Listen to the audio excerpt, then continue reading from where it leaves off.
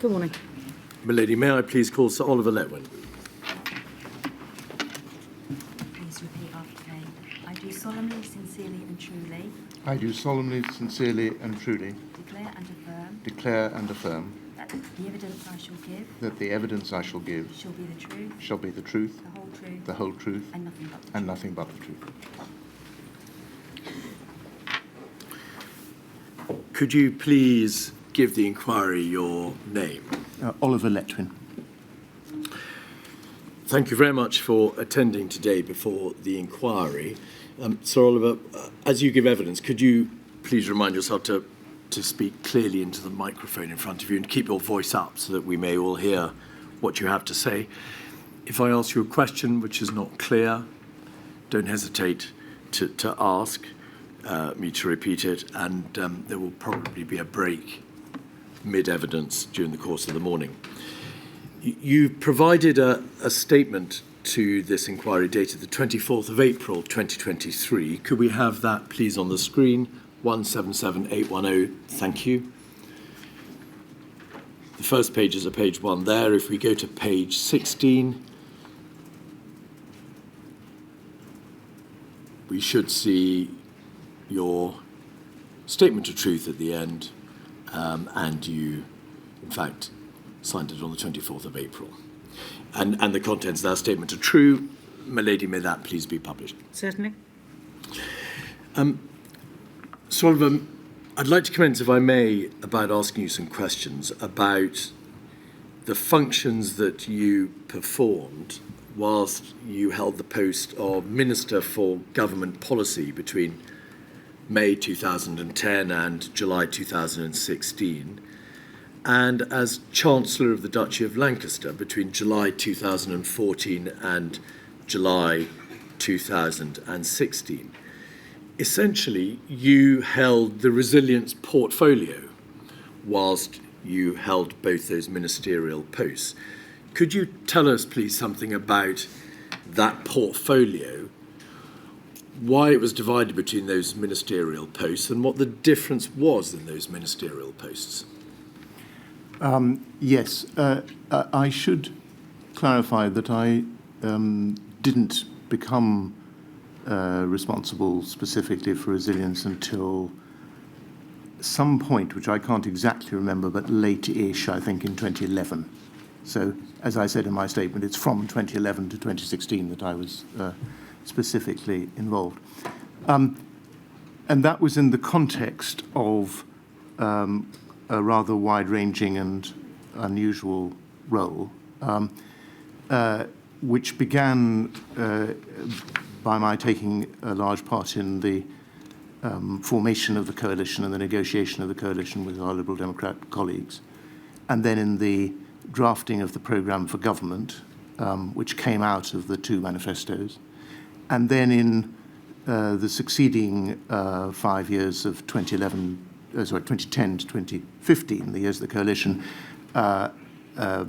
absolutely endless discussions with counterparts in Liberal Democrat cabinet to keep the show on the road and keep resolving issues. I was also responsible for monitoring the implementation across the field of our programme for government and for devising the second programme for government that came along sort of halfway through the coalition, and for sitting on all cabinet committees across the board in order to have a view of policy and where it was going and how it connected with the implementation and whether there were going to be coalition issues arising from it. So it was a broad portfolio within which resilience was therefore a relatively small part, which has led me to reflect, as you may wish to discuss later, that actually there really ought to be a minister solely devoted to resilience at a senior level. Well, I was going to ask you, may we take it from the fact that whilst you were focusing on resilience as part of a wider portfolio of obligations, there was no minister, and there has never been at any time, a minister whose sole responsibility is emergency preparedness, resilience, response, civil emergencies? There hasn't, as far as I'm aware. And I think that that is an error. I came to that view very gradually, but by the end of my time, I was pretty convinced that we ought to move, and had I remained in situ, I would have tried, therefore, to move to a model where somebody took that position. If you'll allow me, I think I should add 3 other points. One, there's a tendency to learn that lesson in the wrong way. The appointment of a junior minister will achieve nothing, I think, in this domain.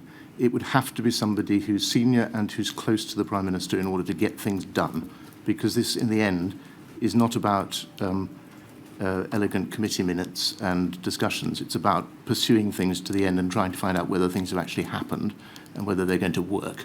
And that requires someone senior and close to the central government to get prime ministerial authority behind things, because that's the way things happen in government. The second point I want to make is that whilst I think that there needs to be a group of people who are devoted exclusively to resilience in the sense of preparedness, and they probably need to be separate from a group of people who are ready to service and handle emergencies as they arise, the minister, in my view, needs to fulfill both of the roles that I was fulfilling very part-time, full-time, but both of them simultaneously. You learn a lot when you're dealing even with minor crises about how to prepare for other crises, including complicated and major ones. And I think it's by being present in, during, and taking some responsibility for the handling of crises that you learn most about how to prepare for them. So I would keep those 2 things together.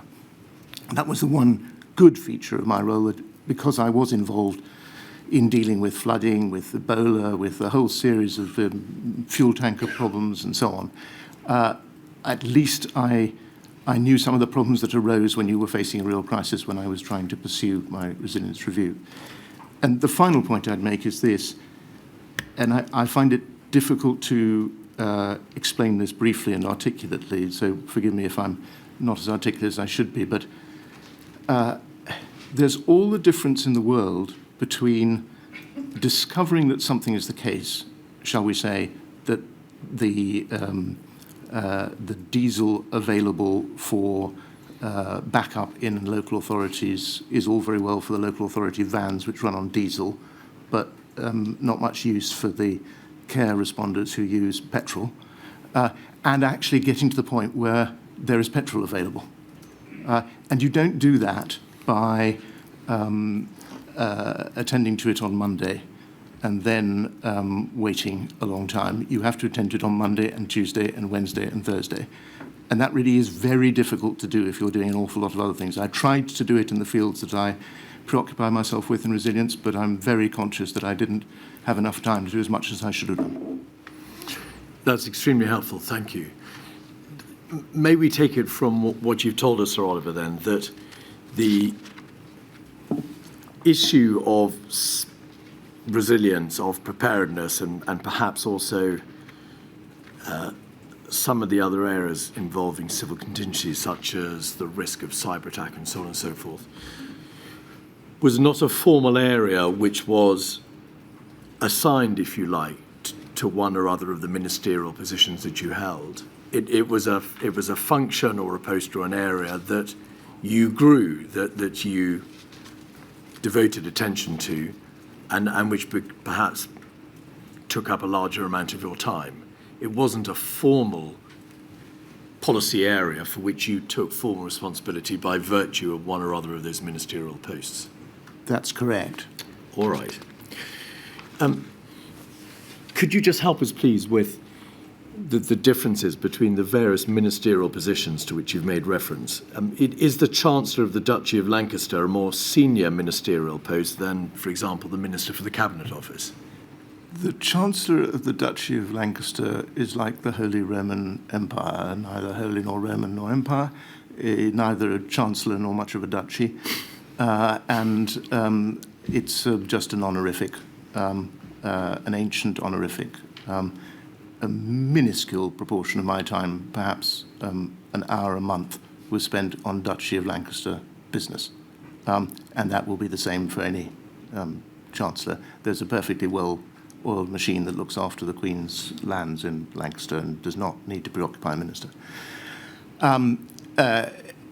My real role was as so-called Minister for Government Policy, and actually, really, under that, I was simply a jack of all trades, a Mr. Fix-It. I did what it was that the Prime Minister wanted done. And that was holding the coalition together, making sure that our programme for government was implemented, and trying to fix crises as they arose. It was really out of the third, the fixing crises as they arose, role, that I slipped into resilience and became progressively, as I learned about it, more and more concerned about our state of resilience or lack of it, and became more and more involved in it, and eventually decided that really I ought to, or somebody ought to, spend their entire time doing it. Whilst you were a minister, was there a position known as Minister for Implementation? We've heard evidence that at some point there was the creation of such a post, and Oliver Dowden, I think, was the Minister for Implementation from 2018 and 2019, but there was no such post in existence when you were a minister, was there? During the coalition, Danny Alexander, my Liberal Democrat counterpart, and I were effectively joint ministers for implementation. Our job was to make sure that the coalition programme was implemented. And in a coalition, of course, that's a matter of contractual obligation. It's not just a matter of will or desire. So it was vitally important to the sustaining of the coalition that we were confident that that programme was being implemented. All ministers, by definition, start off, by and large, as amateurs. To what extent did you have to learn on the job in relation to the field of emergency preparedness, resilience and response? Completely. I think I can accurately say that when I began, it was entirely new to me. I'd been in opposition, Shadow Home Secretary, for example, so I had seen some of the issues arise, but that's a whole different thing from actually trying to deal with crises and trying to deal with preparation. It was when I actually sat in the Cobra room and discovered that we were not properly prepared to deal with a fuel tanker crisis or to avert it, discovered that the Civil Contingencies Act emergency powers were powers for having an emergency rather than preventing one, and discovered that it was only through the army that I could actually get someone to organise for the tankers to arrive at the petrol stations in order to prevent the strike being effective and thereby ultimately prevent the strike, that I discovered that there was a whole set of problems here I knew nothing about, and that's when I began to learn about them. And is one of the more difficult features of being a minister concerned with emergency preparedness, resilience and response, that you're necessarily having to deal not just with the arcane world of policy and guidance and the general application of principles, but with, to use a word that we've seen many references to, operationalization, that is to say, having to respond to crises and to civil emergencies and to have to take practical operational decisions for which perhaps one may not be terribly well suited or trained. Yes, I mean, first of all, in answer to that, I should say I don't think this is an area where policy matters terribly. Policy matters where there are disagreements about the direction in which some aspect of the country's affairs should go, and your government has a view, and then it seeks to find means of fulfilling that. There are no disagreements here that I'm aware of, right across the political spectrum. We all want to prevent emergencies arising. We want to minimise their impact when they do arise.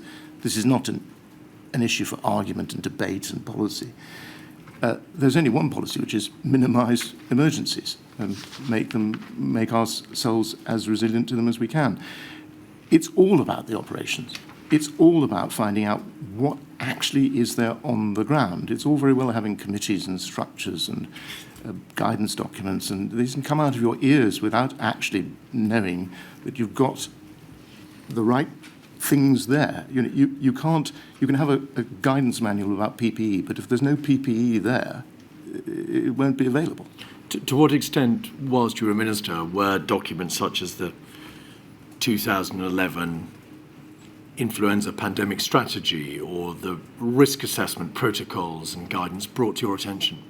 Well, they weren't, but for a reason which I've described in my We'll come statement. We'll come in a moment sort of to your request that there be a number of reviews and to what the response was. But in order to gain some understanding of the level to which you had to descend in terms of looking at the guidance and the policy documentation and the protocols and the approaches, the written strategic material relating to how to respond to a crisis, was that the sort of material which would find itself to ministerial level? Typically, it did arrive for blessing at the end of a very long bureaucratic process that had led to its formulation.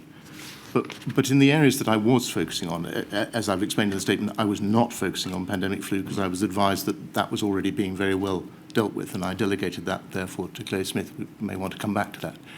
It's a matter of regret on my part.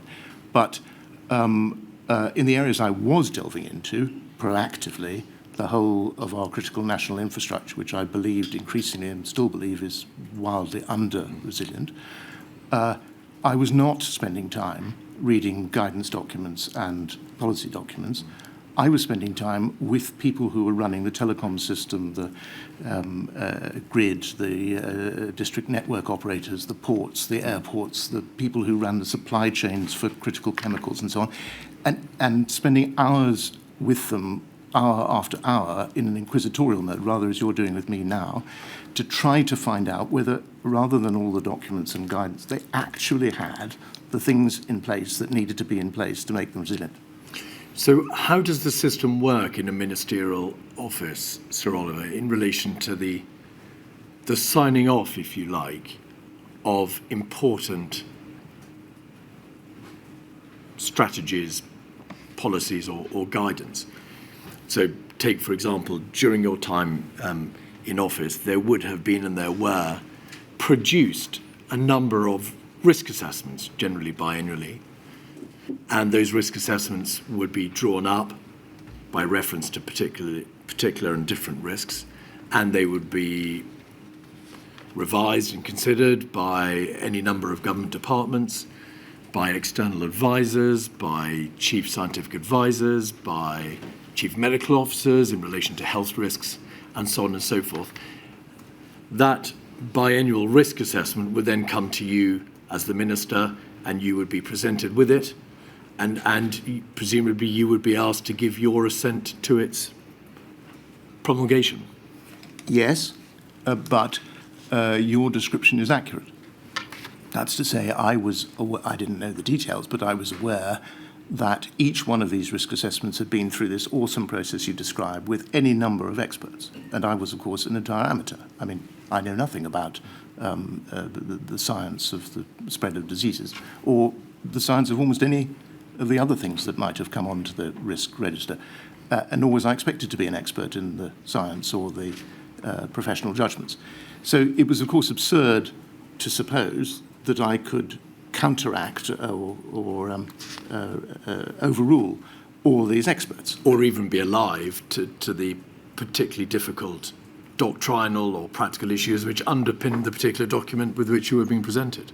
Well, I think that I should have said to myself, in retrospect, not are all these experts wrong, but have they asked the right questions? Because that is something an amateur can do. Perhaps only an amateur can do that, in the sense you have to be outside the system, I think, to a degree, to be able to ask that question. And that's why I came to the conclusion gradually that we needed a sort of red team that was going to ask the right questions, because I didn't even know enough to ask the right questions or to know whether they'd ask the right questions. I think in the case of the critical national infrastructure, by the end, I got close enough to the subject so that although obviously I can't run the electricity system and I don't know how the telecommunication systems operates as an engineer does, I did know what questions to ask by the end, because I'd asked so many questions and seen so many answers that I'd begun to suspect the things I wasn't being told. You can't do that for areas that you're not deeply involved in.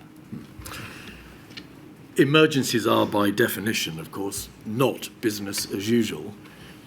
Is there a case, therefore, for a formal system of training of those ministers who are tasked with the heavy obligation of dealing with civil emergencies?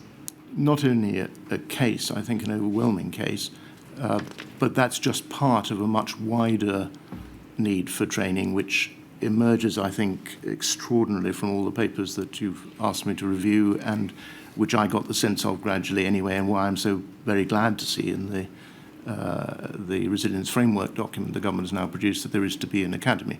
I hope that rather than just dealing with how to produce guidance and how to write minutes and so on, will actually be about how to handle emergencies and therefore how to exercise for emergencies and therefore how to prepare for emergencies to make sure that you can actually handle them effectively. And does that include, therefore, by way of exercise or training, enabling ministers to be able to better discharge the functions imposed upon them? Yes. But can I add one thing? Because I hope, Milady, that this inquiry will make this point, because I think it's incredibly important. If you're a minister responsible for anything, for CRI resilience, but even really important things like health, defence, for 6 months, you could have training for the first 2 months, but by the time you finish your training, you've practically finished your job.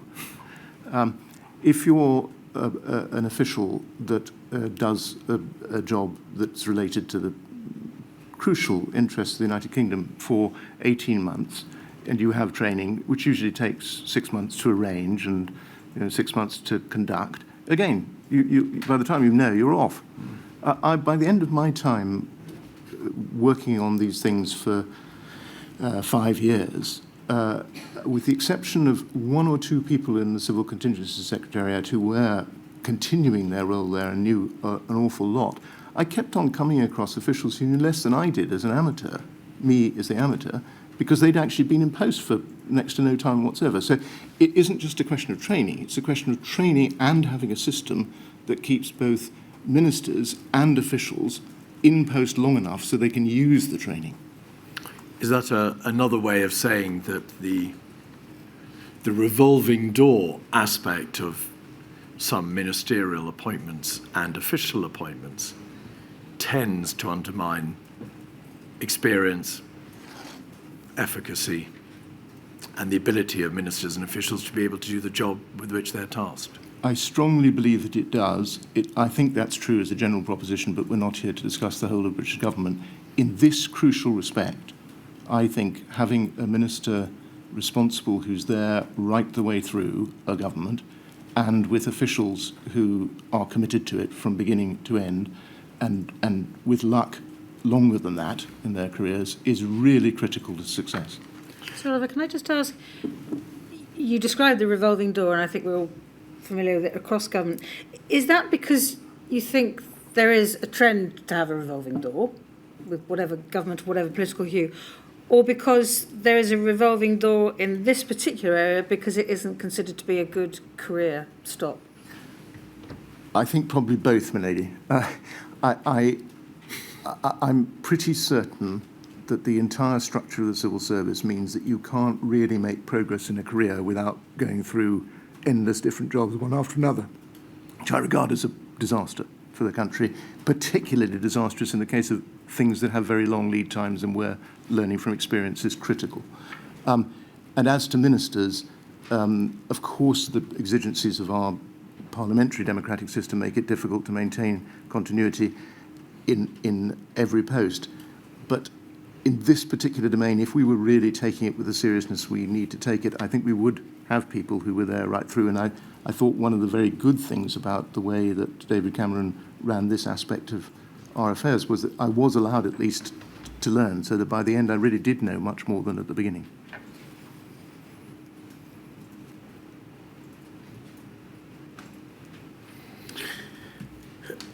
Sir Oliver, in your witness statement, you make reference to a specialist committee called the National Security Council Threats, Hazards, Resilience and Contingencies Committee, which we believe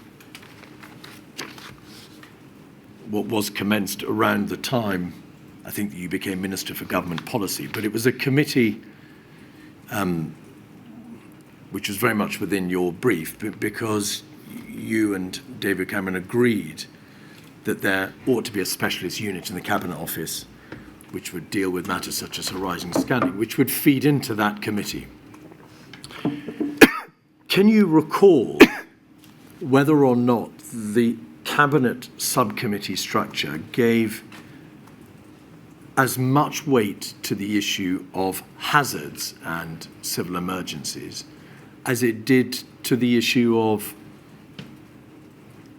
threats, national security threats of the type, I don't know, terrorist outrages, CBRNE attacks, the behaviour of rogue states and so on and so forth. Was there equality, do you believe, between the two systems? Or was the system that dealt with hazards crowded out to some extent by the focus on threats? I think there is always a danger that threats are more considered in Whitehall than hazards, because there's a huge apparatus dealing with threat. MOD, the Foreign Office, the agencies, security agencies, the National Security Advisor, on and on. Whereas there hasn't been up till now, though I hope there now will be with the head of resilience, and if the Man Alexander suggestions for an integrated management system were adopted, or indeed very similar to what the Rycroft review I now see recommended in 22, maybe we could create if not equivalent, at least a counterbalancing power in Whitehall, pushing for consideration of things that aren't threats. So I think the answer to your question is that it was overbalanced towards threats. But may I just point out something else which gets lost in the dichotomy threat-hazard? Actually, for most of our fellow citizens, for people who were bereaved in COVID or people who were affected by any of the other disasters which have afflicted our nation over many decades and centuries, actually it's the impacts that count and not the causes. And whether a biological agent is released by nature or by a state actor or a non-state actor, a terrorist, whether the whole of our critical national infrastructure goes down because there's space weather or because there's a cyber attack by a malicious party, it doesn't matter from the point of view of the way we prepare to respond and the response we exhibit. It's the impact that we need to deal with on behalf of our people, in particular the most vulnerable people, the people who are vulnerable to that impact. And unless you focus on impacts, you can't focus on the right vulnerabilities, because it's not the cause that causes some people to be more vulnerable than others. It's the impact that causes some people to be more vulnerable to others. Old people may be more vulnerable to some impacts, young people to others, and so on. So it's not so, I mean, although I do think it's important to separate between threats and hazards because of this overbalancing towards preoccupation with threats, because of the structure of government and the weight of the money. Actually, I think the most important shift to achieve is a shift from focusing on causes to shift to a focus on impacts and dealing with impacts and preparing to deal with impacts and minimizing impacts, and particularly minimizing impacts for the most vulnerable people in relation to that impact. Does it follow from what you've said, Sir Oliver, that going forward, the system for the assessment of risk, for the consideration of response, for the development of resilience, needs in a general sense to focus more on impact as opposed to likelihood or cause? Absolutely. And you introduce an important element that I hadn't mentioned, which is this question of likelihood. I have great respect both for economists and for the Treasury, genuinely. It's not a snide remark. But there's a terrible danger in treasuries the world over and amongst economists the world over that they're fixated with discount rates and probabilities.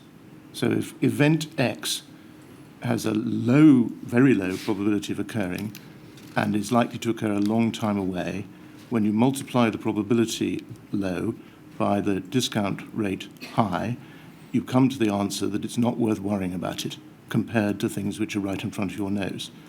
And this is a very bad mistake, because events with huge impacts that are very unlikely and may not occur for many years, if they do occur, will nevertheless have huge impacts. And as we've discovered, those are, in every sense, human terms and economic terms, incredibly costly. So I think it's vital not only that we focus on impacts, but that we focus on major impacts. That isn't to say we should ignore the minor ones, but actually I think we're pretty good at handling the minor ones. It's the major ones that we're not properly prepared for. Milady has procured a copy of a book called Apocalypse How, found, I think, in all good bookshops, but it's your book. Do you say in your book that there has been a failure by virtue of over-reliance on statistics and probabilities, that the system should focus remorselessly on worst-case scenarios without worrying in the least about how likely these are to occur? This ought to be obvious, but it will seem quite counterintuitive in any established bureaucracy, because bureaucracies are used not only to cost-benefit analysis of the sort that is so destructive of fallback option planning, but also to the allied pursuit of probability analysis. So are you saying, Sir Oliver, that the danger, and it is a trap, of course, into which the country fell, is of being unprepared for an event which, although it may be less likely, may have colossal impact?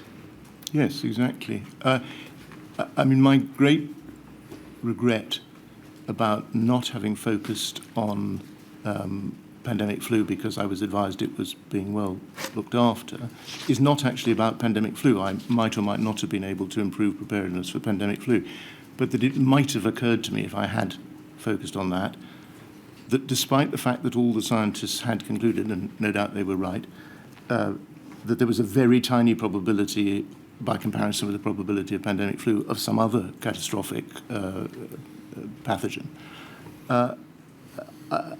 It might have occurred to me to say, well, okay, there's a tiny probability, but as a matter of fact, can we, for a tiny amount of money, prepare properly to deal with it in advance?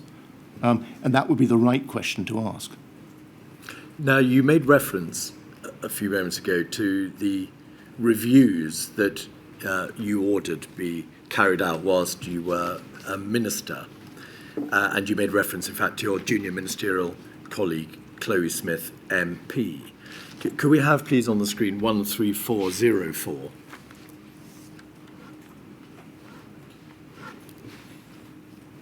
At page 1.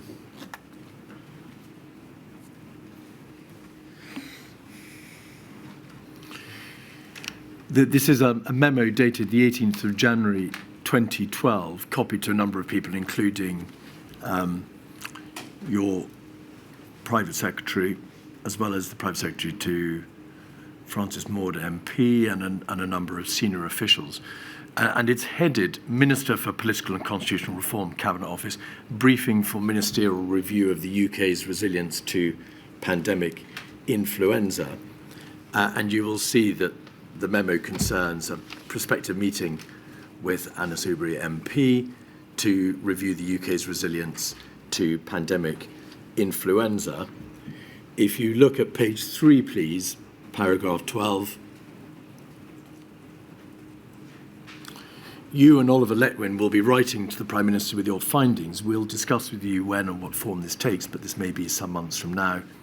Consequently, if you have particular concerns with the adequacy of existing plans or the Department of Health's knowledge of them, we suggest you use the meeting to commission the Department of Health to update you on progress in a few months. So is this a memo, in fact, to your ministerial colleague? But it concerns, does it not, the series of reviews that you instructed be done into various aspects of civil contingencies? Well, we should distinguish.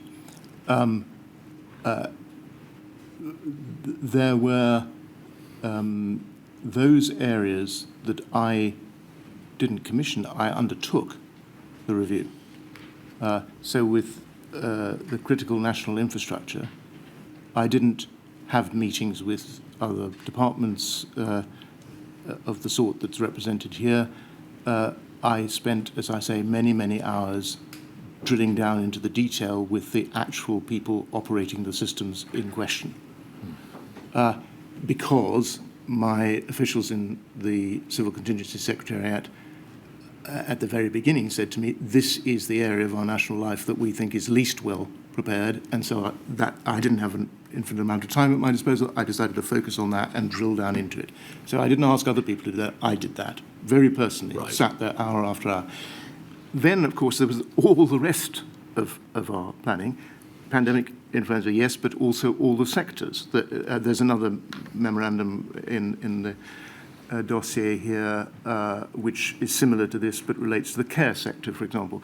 In all of those sectors, I asked Chloe Smith to hold a series of much less detailed meetings, assuming that the departments in question, under the lead government department model, which we may want to discuss in a moment, I'm not a great believer in, but nevertheless, would be concerned with preparations in those sectors, and her job was simply to interrogate them and make sure that they were on the job. All right.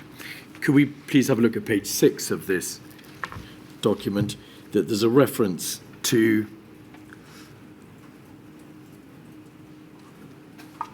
maybe back one page, thank you very much.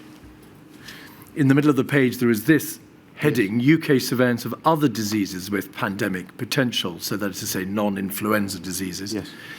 The applicability of pandemic influenza planning to other scenarios is good and continues to develop.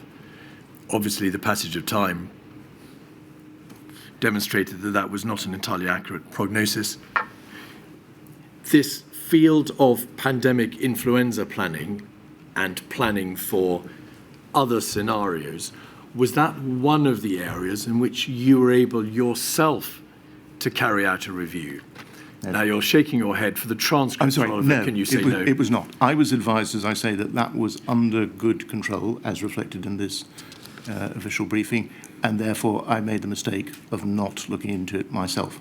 Could you please tell my lady a little bit more about the way in which you asked whether this was an area which required your personal attention, and how the response came back to the effect that this was an area in which we were particularly well prepared and therefore did not require your personal assistance? Yes, and incidentally, I mean, I will, of course, answer that. I should start by saying I don't exonerate myself, because actually I probably should just have paid no attention whatsoever to this advice. Nevertheless, I did. What happened was this. When I took on the job, it was, as I say, in the context of the fuel tanker crisis, and I was dealing with things minute by minute. When I had time to draw breath and to consider what had happened during that uncrisis, because we'd managed to avert it, and what it showed about lack of resilience planning, I thought I really should begin a set of systematic reviews to find out whether there were other areas, like fuel delivery, where we were not well prepared for a crisis. And so I asked the CCS, how should we do this, and what is that a reference to the Civil Contingency The Civil Contingency Secretariat, I'm very sorry. And I was, of course, aware that the National Risk Register, or the National Security Risk Assessment, or whichever of these documents one refers to, put pandemic flu high, both on impact and on probability.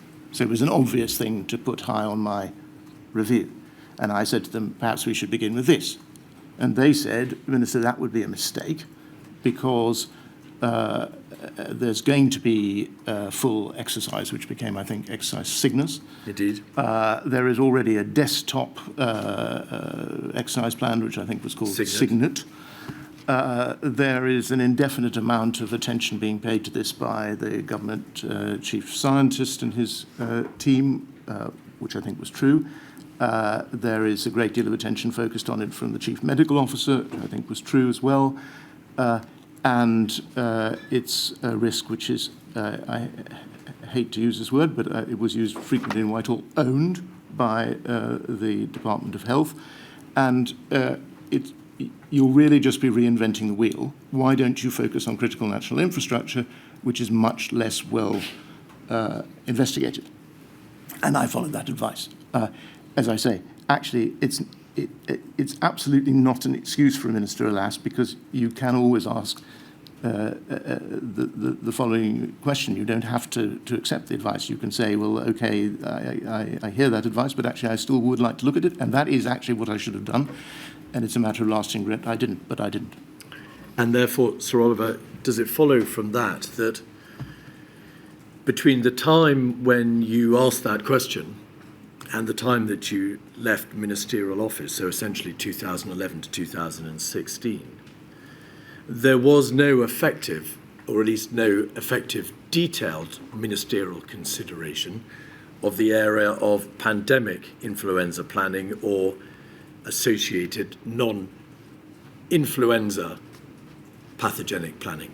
This was an area which you yourself played no role in supervising. The last part of your question is absolutely right. I myself did not. I just checked from time to time with the chief scientist and the chief medical officer that they were content it was progressing, and had Chloe Smith doing what you see from these documents. So far as that part of your question is concerned, therefore the answer is yes.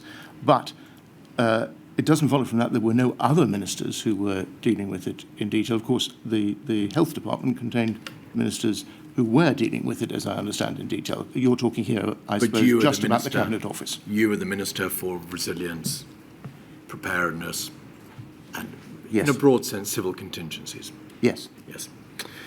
Could we have, please, 13415 on the screen and at page 2?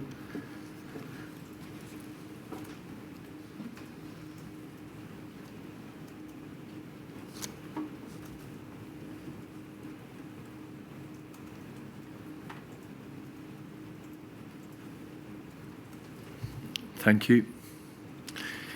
This is a memo dated the 28th of January 2013.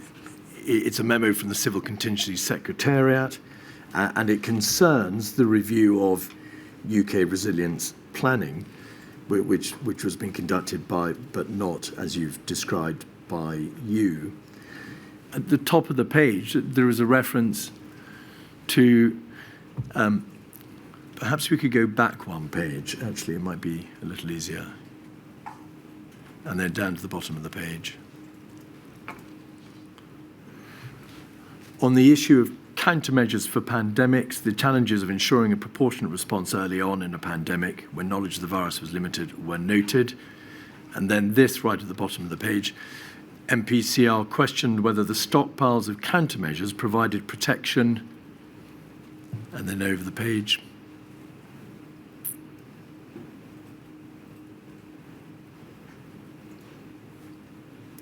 Perhaps you could go to the top of the page. Oh yes, we are at the top of the page. From other non-influenza pandemic disease risks.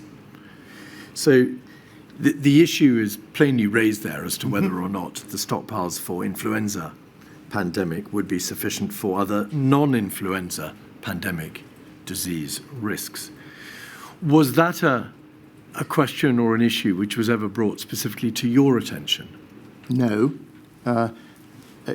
I obviously received both the briefing and the account of the meetings that Chloe Smith had, so I will have seen these documents. To that extent, it was brought to my attention, and it looked as though, as you can see from these documents, there was a consensus in the Department of Health and the Health Protection Agency that this was,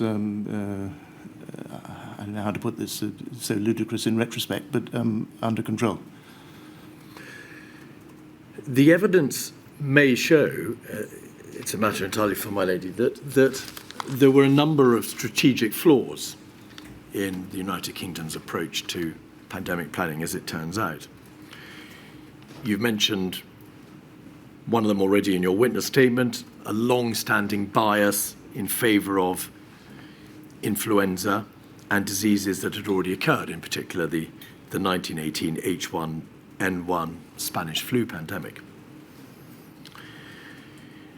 There may also have been a failure to appreciate properly that viruses were unpredictable with variable characteristics, and therefore the next pandemic may very well not be an influenza pandemic, but be a non-influenza viral respiratory pandemic with just as catastrophic consequences because of high transmissibility and deadly severity.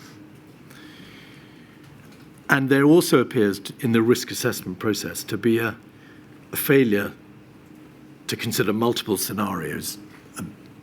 There was an approach by which there was a cause agnostic approach, that is to say, a failure to consider the specific nature of a possible future pandemic. And because the worst case scenario was focused on, that there may have been a tendency to stop and think, well, does there really have to be 820,000 deaths in the worst case scenario for a pandemic influenza? What about trying to stop it before it gets that bad? So preventing the terrible consequences from ensuing as opposed to dealing with the terrible consequences once they have ensued. Those are all aspects of arguably a strategic failure to think through the issues. You've referred in your witness statement to the need, therefore, for groupthink to be eradicated, to be challenged, for red teams to be put into place to challenge orthodoxies, to ask the questions that have to be asked. What did you mean by the reference to red teams and the need to challenge groupthink?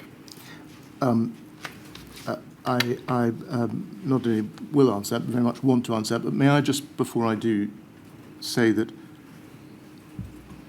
I doubt that the right analysis is that there was a set of experts who got it all wrong. I think it's more likely that what happened was that the fact that it goes back to the impact versus cause issue and the likelihood versus impact issue. I suspect that what happened was that the scientists and the medics all came to the conclusion that the most likely thing was pandemic flu, and that other things had a much lower chance of success in attacking us, and that therefore the attention should be focused on pandemic flu. If they had been focused on impact rather than on cause, they might have observed that it was very likely that whatever particular virus it was that attacked us would require to be tested, to be traced, to have PPE associated with it, to have vaccines developed for it and so on, which are dealing with the impact and, as you say, minimizing it in advance, trying to avoid having a catastrophe rather than, or minimize the catastrophe rather than simply handling it. I think that was the mistake, that was the strategic error to which you refer. And I think if we were to reorient our resilience planning towards impacts and to being prepared for them, we could make much better progress. And indeed, in some respects, even at the end of my time, for other reasons to do with Ebola, for example, I pressed for the vaccine network, which Mark Wolpert then took forward with Chris Whitty, and it did happen, and I think was a very helpful thing, although it wasn't developed specifically for the virus we were attacked by, because I knew nothing of it, but I did see from Ebola that there was a need to have a much better system for producing vaccines. I think it's very clear if you look at the results of Exercise Alice, which went on at the very end of my time and was implemented, or perhaps not very well implemented, after my time. Actually, it had looked at the question of the scaling of testing, which Matt Hancock refers to in his evidence, or the lack of ability to scale testing. And it also looks at the question of the rollout of tracking data. So these things were known, but they were not being attended to because people were not thinking about impacts in general. They were monomaniacally focused on pandemic flu. This is exactly why I think a red team is needed. And what do you mean by a red team? How in future can orthodoxy be challenged effectively within the confines of a bureaucracy, in the confines of a government system? It can't be challenged within the confines of the normal bureaucratic system because officials are just like the rest of us. They would like their careers to progress. And if you're a member of a team and you start being a frightful nuisance, it is not a career-enhancing move. So they need to be separate. They need to be accountable to a different person than the person who's responsible for the thing that they're meant to be inquiring about. Whether, as I prefer, they be completely outside government, or whether they be within government but somehow sufficiently insulated so that their careers can progress, notwithstanding causing trouble for colleagues in government, is, I suppose, a matter for choice. But the crucial thing is that there be, this is not expensive, incidentally, but just a smallish number, 20 or 30 people, with the relevant expertise. Because one of my problems in all of this, obviously, was, as you rightly described, that I was an amateur. This should be done by professionals. So you want someone in the red team who, all right, may not be as expert as the government chief scientist, but nevertheless is a plausible, credible scientist, a credible medic, a credible industrialist, and so on. And if they're sitting there and they're saying, well, hold on, you haven't asked this question, it becomes very difficult not to start thinking about it. And at the moment, there is no such mechanism in place. So you mentioned earlier the possibility of a new statutory resilience institute, and we'll come on to that in a moment.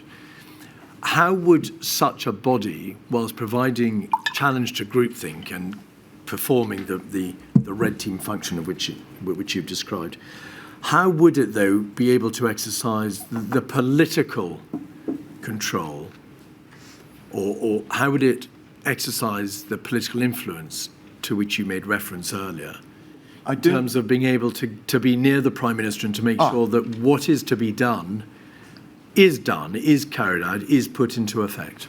Well, I'm delighted you mentioned the Prime Minister, because I don't think it's a matter of political influence or political power or the power to do things. It's a matter of whether this red team reports quite directly to the Minister of Resilience, if there is one full-time proper, and the Prime Minister. Right. If they do, things will happen. If they're, I'm terribly sorry, if they're siphoned off into reporting to some elaborate set of internal committees and bureaucracies, nothing at all will happen. It'll be absorbed and it will re-emerge as mush. It has to go directly to the people who can then say, this can't be business as usual. The red team has pointed out we're missing something. What is going to be done about it? You refer to mush. In November 2015, you wrote an article called 5 Principles for Getting Things Done in Whitehall. Principle 1, volume is usually in inverse proportion to effectiveness.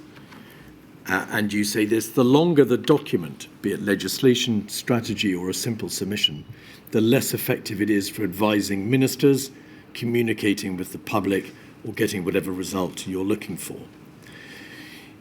Whilst you were a minister, what view did you form about the profusion of paperwork, the sheer number of policy documents, guidance documents, strategy material, and so on? I formed the view that it was highly counterproductive.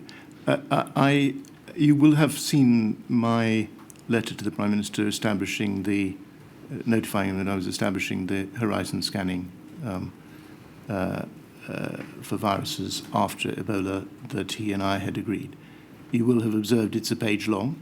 It was an absolute rule for me. I wrote endless memoranda to the Prime Minister in that role, as you might imagine. It was an absolute rule of mine that if I couldn't get it on one page, the maximum it would ever be is 2, because I knew he was very busy and I wanted him to be able to find out what, in essence, I was trying to say to him. On the other side, I was unfortunately, as part of my role, responsible for receiving every public-facing document produced by Her Majesty's government. They all came across my desk. And some of them were many times longer than the material warranted.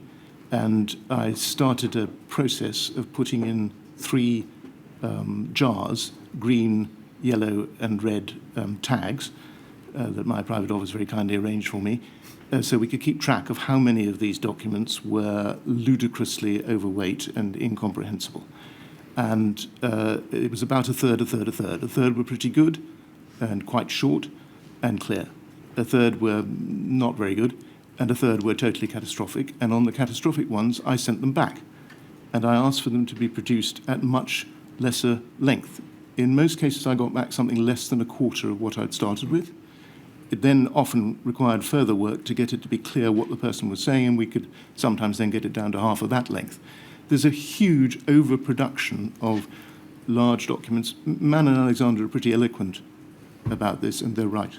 Yes, although their own report, of course, did weigh in at a monstrous 321 pages. It's too long, but otherwise it's right. Milady has heard evidence that if you happen to be a local resilience forum and tasked with the primary duty of responding locally to the duty of preparing for emergencies and then also responding to them,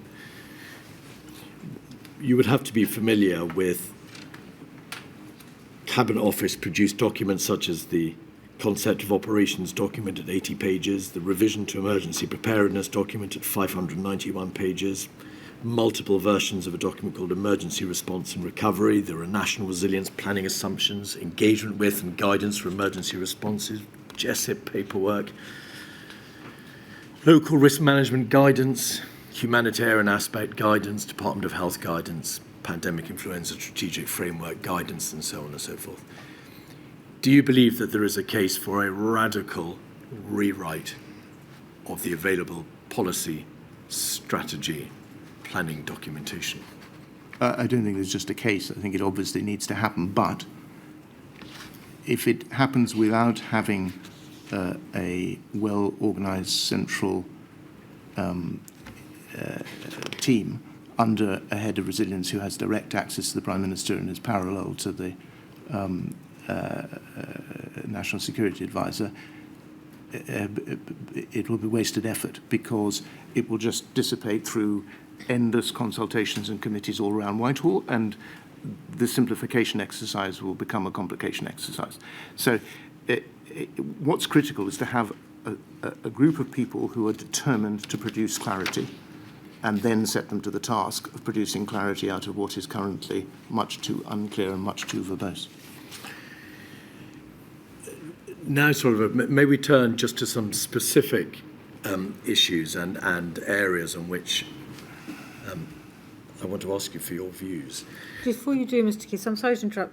Going back to the point about you just made about the head of resilience and a specialist team, given the point you made about somebody having the ear of the Prime Minister, would your head of resilience be an independent person with an independent agency, or would it be somebody ministerial like you who had the ear of the Prime Minister? Well, there are various models around the world, and some of them do have an agency. And of course, we have agencies for some purposes, and that is a possible model. I don't personally favour it because I think there is a risk that in this absolutely crucial function central to the purposes of government as a whole, it's very important that the person heading the work and the people working under them have direct access to the Prime Minister, and that's much more easily done from within the centre of government than anywhere else. I don't think it's just a question of having a minister, however. I think there needs to be, as is foreshadowed in the framework, the resilience framework just published by Oliver Dowden, a head of resilience who is an official who is parallel in stature to the National Security Advisor and has, as the National Security Advisor, has direct access to the Prime Minister. If you had that combination of a full-time senior cabinet minister for resilience exclusively and a head of resilience parallel to the National Security Advisor, I think you would find that it worked as I worked with Jeremy Hayward when he was Cabinet Secretary on the policy implementation front. He and I would meet for an hour or so each day, and we'd go through the various questions of what had or hadn't been implemented, and I would ring ministers and he would ring permanent secretaries, and often enough by the end of the day we had actually managed to get something done. And that's what you need as a sort of pincer movement. And you need those people then to be able to walk into the Prime Minister's office without too much ado and without having to schedule it weeks off and say, we've hit a problem here. We need your help in commanding that something be done. That, I think, would be the most effective model, but I understand that there are people who think that, and there are reasons why they might think that an independent agency would be better, less captured by the system and so on. I don't discount that possibility, I just think it's less perfect.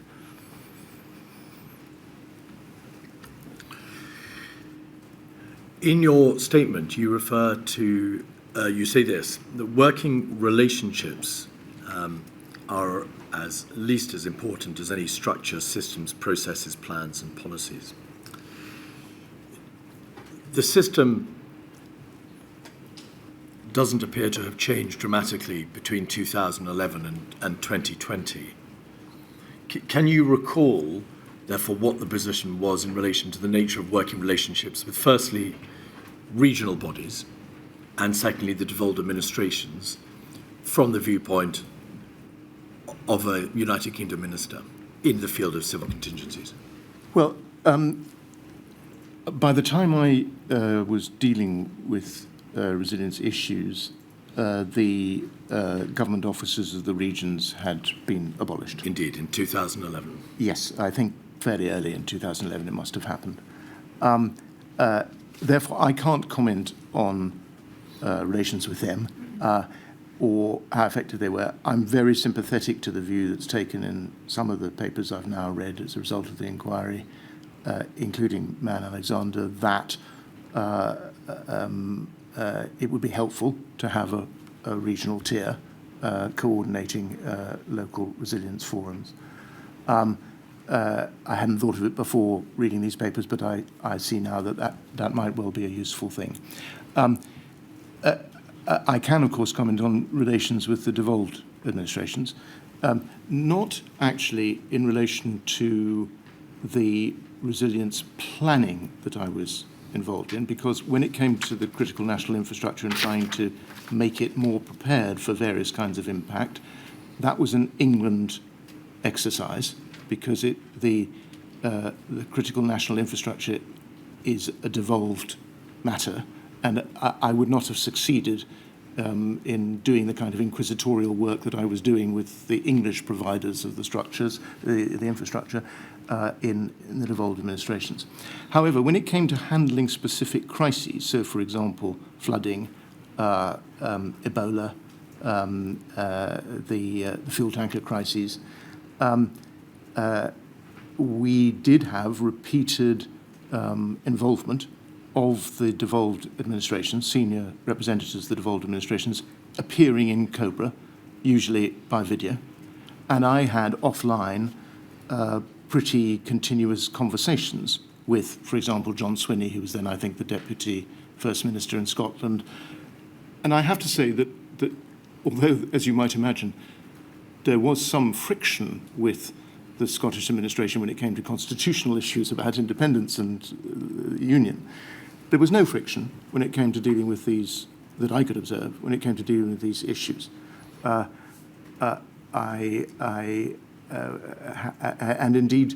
indeed with I was at Brighton when the Brighton bomb occurred. I'm not a lifelong devotee of the IRA, but I had a perfectly sensible conversation with McGuinness about doing things in Northern Ireland in the context of these crises. My experience was you could do business with the devolved administrations perfectly well on the basis of establishing some degree of personal trust and limiting the scope of the discussion specifically to something where we both had an equal interest, and they, as much as I, wanted to protect their populations. Resilience is, as you've already observed, a devolved issue.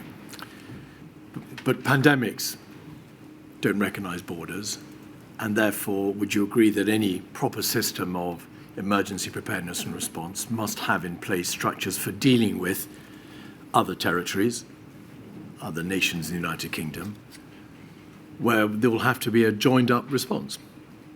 Yes, I think that's particularly true with biological agents. Indeed. Although, for example, in relation to the electricity grid, there is, of course, a deep interconnection with Scotland, and indeed, while we're at it, with France. And therefore, I had discussions with the devolved administration in Scotland and with French counterparts when I was concerned with the protection of the grid. So, yes, you have to involve all those who are involved. And if you're looking at impacts, you'll quickly discover who is involved. And the impact of a virus is very likely to be nationwide, or indeed, as we saw in this case, global. But your answer, Sir Oliver, appeared to indicate that the connections that you forged with the devolved administrations were based more on ministerial inclination and your own personal involvement than on a formalised system of committees or some body which would allow the devolved administrations and the UK government in Westminster to be able to liaise and plan properly and fully. Was there not in place that formal structure? Did the system, in fact, depend too much on ministerial inclination? I don't know what I think about that. Half of me wants to say you're right. Sorry, you are factually right. There was not such a formal system.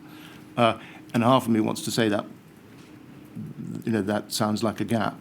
The other half of me says, actually, you can create any set of formal institutions you want, but if everyone arrives ready to come to blows, you won't get anywhere. If you don't have any formal system, but you have good personal relationships, you can probably get it done pretty well informally. So, well, isn't the answer that you need you don't need an overly ossified system, but you need a system by which everybody can expect to play their part and can envisage an attendance and they can attend and do what needs to be done alongside good personal working relations? That would be the ideal. Yes. I agree. All right. Just before Mr. Keith goes on, Soliver, you mentioned working relationships with Northern Ireland and with Scotland. Does the same apply to Wales? I didn't, as it happens, have... there's one occasion when I did have a relationship with the Welsh administration, which is in relation to flooding, which happened to involve them as well as England. And I think the same applied. They were present at relevant COBRA meetings by video. We had a perfectly working relationship. As it happens, in the other cases I was dealing with, Wales was not a particularly material issue. Also in your statement, you addressed the issue of the need for exercises, and you state that you believe that the United Kingdom government should regularise the practice of simulating responses to a variety of whole system emergencies by carrying out at least 2 such large-scale simulations in each parliament. Putting aside the resource implications and putting aside the undoubted fact that such exercises are difficult and complex things to arrange, why would exercises with such regularity have a demonstrably beneficial impact? I mean, if there is an exercise, for example, every 5 years, and recommendations and actions which flow from the exercise are properly implemented and acted upon, would that not be sufficient for the foreseeable future, or at least for the next 5 years, before having another exercise? In a particular domain, I think my answer to your question is yes. That's to say, if every 5 years we exercised for the impact of an unknown but ghastly virus or bacterial agent, and we did it properly, and we learned the lessons in the sense not of writing great volumes about it, but actually getting down to the business of correcting the things that had emerged as not in place, that would be pretty good. That would be much better than we're likely to do at the moment. But if you had, for each domain, one exercise every 5 years, you'd be having an exercise every well, it depends how many domains you create, but at least every year, more frequently than I'm recommending, in other words. My 2 years suggested that for a particular domain, you probably wouldn't have a repeat for 10 years, because you'd want to deal with the impacts of virus, you'd want to deal with major impacts on 2 or 3 different elements of our critical national infrastructure, you'd want to deal with major events of flooding. You know, there are various impacts that you want to look at and exercise for. And so a regular program would involve quite a long period between the time when you did one and hopefully implemented the recommendations of it and then go on with the next one on that same subject. It's just in your statement, you suggest whole system emergency exercises, at least 2 in each parliament, which would Yes. tend to suggest a greater frequency than once every 5 years.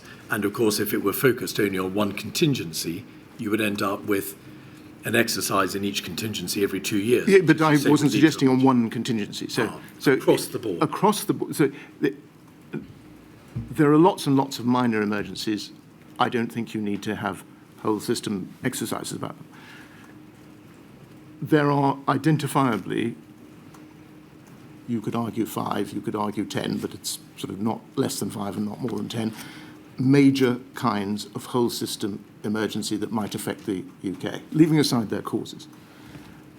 And if you exercise for each of those every 5 years, you would end up with more than 2 a parliament. If you exercised each of those every 10 years, you would end up with roughly 2 a parliament. That was what I was thinking. All right.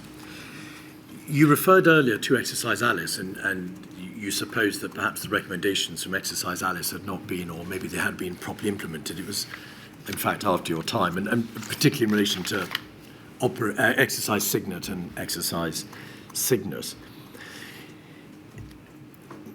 The recommendations and the actions which flow from an exercise appear to a very large extent to be left to the government of the day to give effect to the ministers, to the civil servants, and of course they're not all automatically put into place. Is there an argument that there needs to be a fresh, a new process by which we may be assured that all lessons and recommendations, which by necessary implication are sensible ones from an exercise which challenges the country's emergency response systems, are put into place and are seen to be put into place? Abundantly, yes. Some of this is ground we've covered in the sense that one of the things you need is for, in my view, an external red team in a resilience institute that would be keeping track of whether these things had been done and simply couldn't be stopped from doing so. The second thing we haven't covered, but is covered in the government's resilience framework and is also in the Mann Alexander report and various other documents, which is that there ought to be regular reporting to Parliament that can't be evaded. Not because the parliamentary debate in itself will shed much light, but because the duty to report to Parliament will cause the whole system to worry about whether it has actually implemented these things. But the third element we have dealt with, which is that there needs to be a sufficiently well-armed body inside government or as a separate agency, one or the other, which pursues these questions remorselessly and at a high level and brings to the attention of the Prime Minister, and if there is one, the Minister of Resilience, if there are things which were the product of a particular report, of a particular exercise, which have not been implemented. If you had that triple architecture, I think you would stand a very good chance that most of the stuff would be implemented pretty well. Are you moving to a different topic or the same one? I was going to conclude with one final topic, a very short one, my lady. Matter for you, whichever you prefer. Shall I continue and then conclude it? It's obvious that resourcing is a most difficult subject and one that is, of course, highly politicised.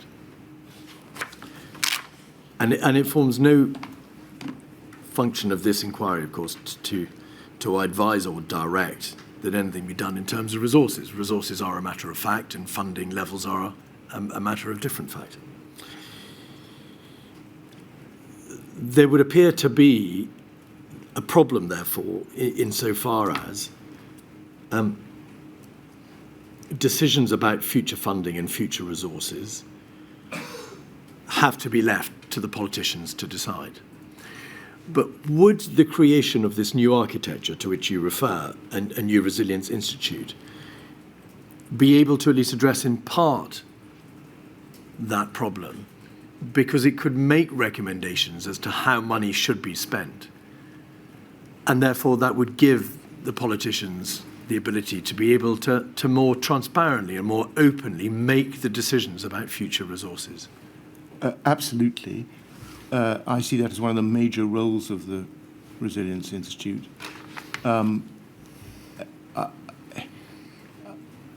It's extremely important to realise that most of the steps that really most need to be taken to improve resilience in most fields do not cost very much. The problem has not been that there wasn't money available to stockpile PPE, or that we couldn't have afforded to have a scale-up process for testing.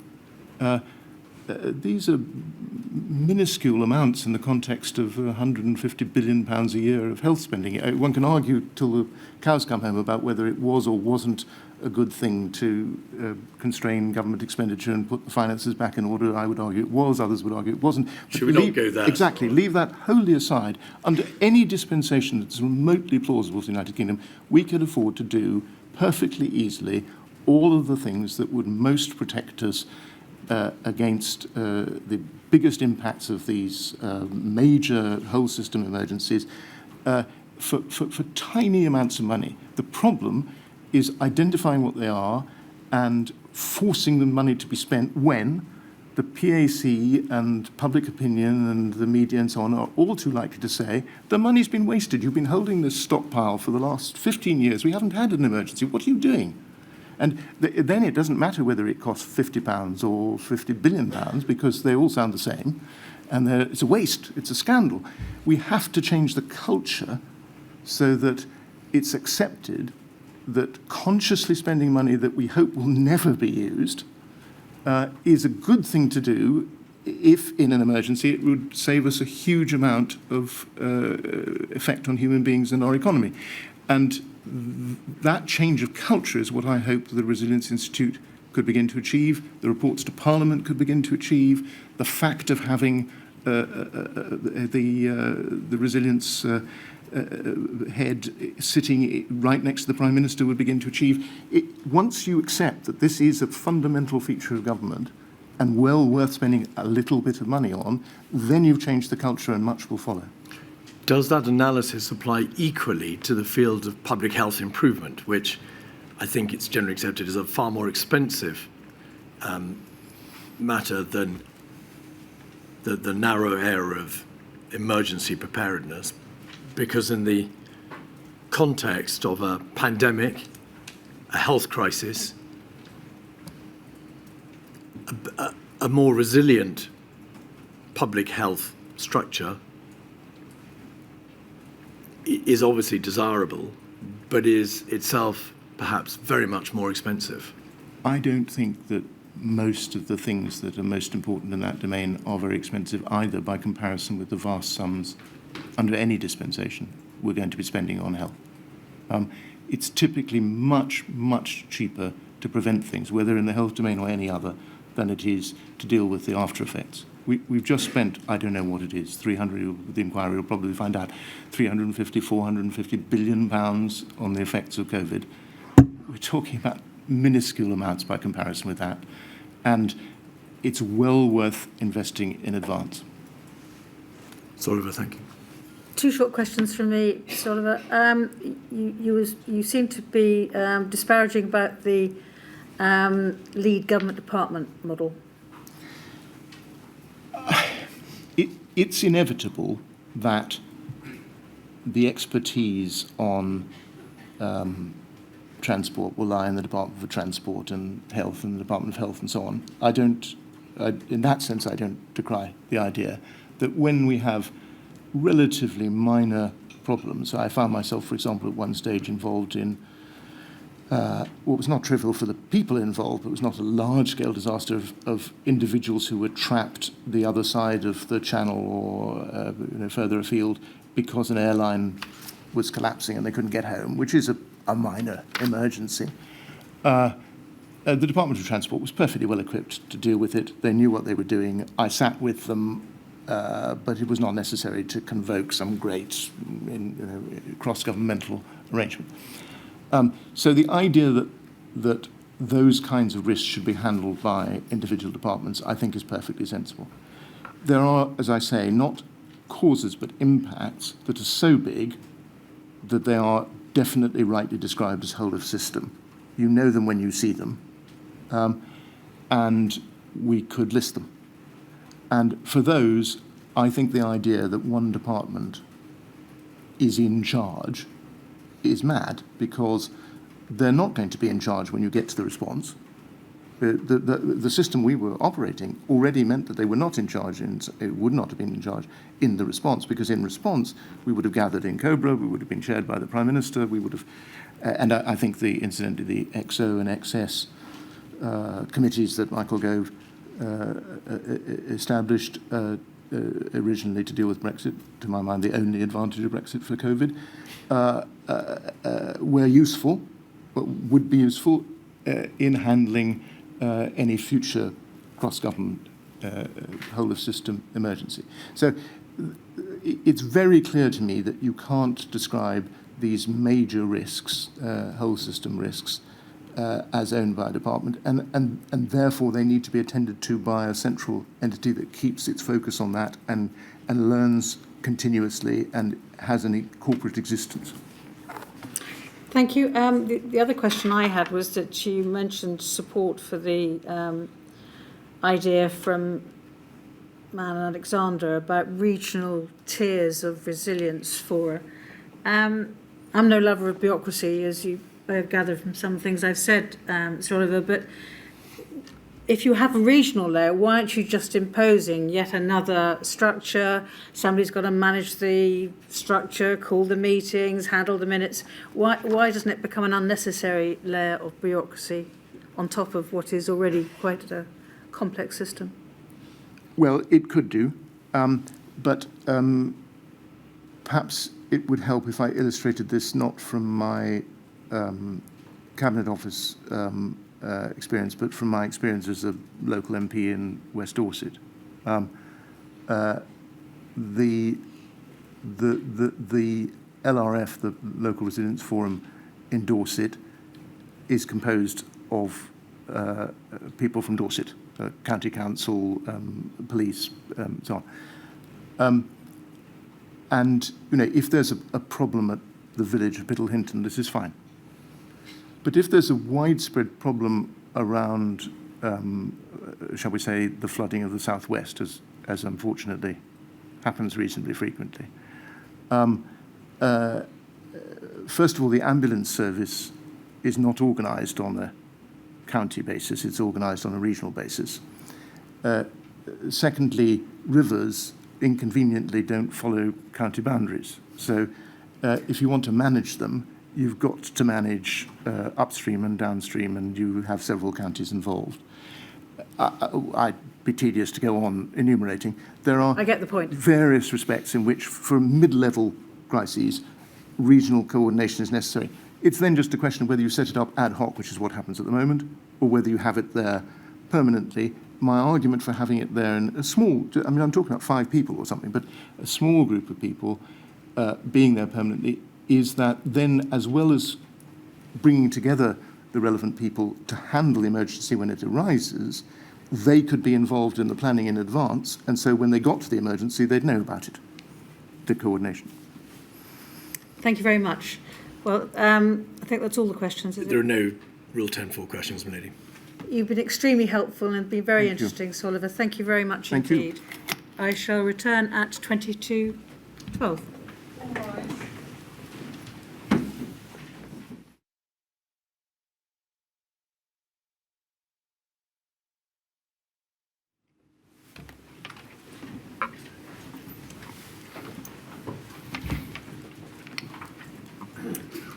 My lady, may I call George Osborne, please? Would you like to take the oath? Please repeat after me. I swear by Almighty God I swear by Almighty God that the evidence I shall give that the evidence I shall give shall be the truth, shall be the truth, the whole truth, the whole truth, and nothing but the and truth. nothing but the truth. Thank you. Is your full name George Gideon Oliver Osborne? Yes, it is. Thank you for the assistance that you've given to the inquiry thus far, Mr Osborne, provision of your witness statement and also documents. And thank you for coming to give evidence to the inquiry today.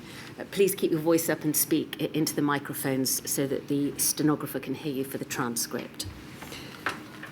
You were Shadow Chancellor from 2005 to 2010, then Chancellor of the Exchequer from 2010 to 2016, and First Secretary of State from May 2015 to July 2016.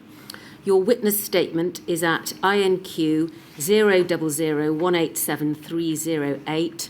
It's on screen now. Please can you confirm that that is your witness statement and that it's true to the best of your knowledge and belief?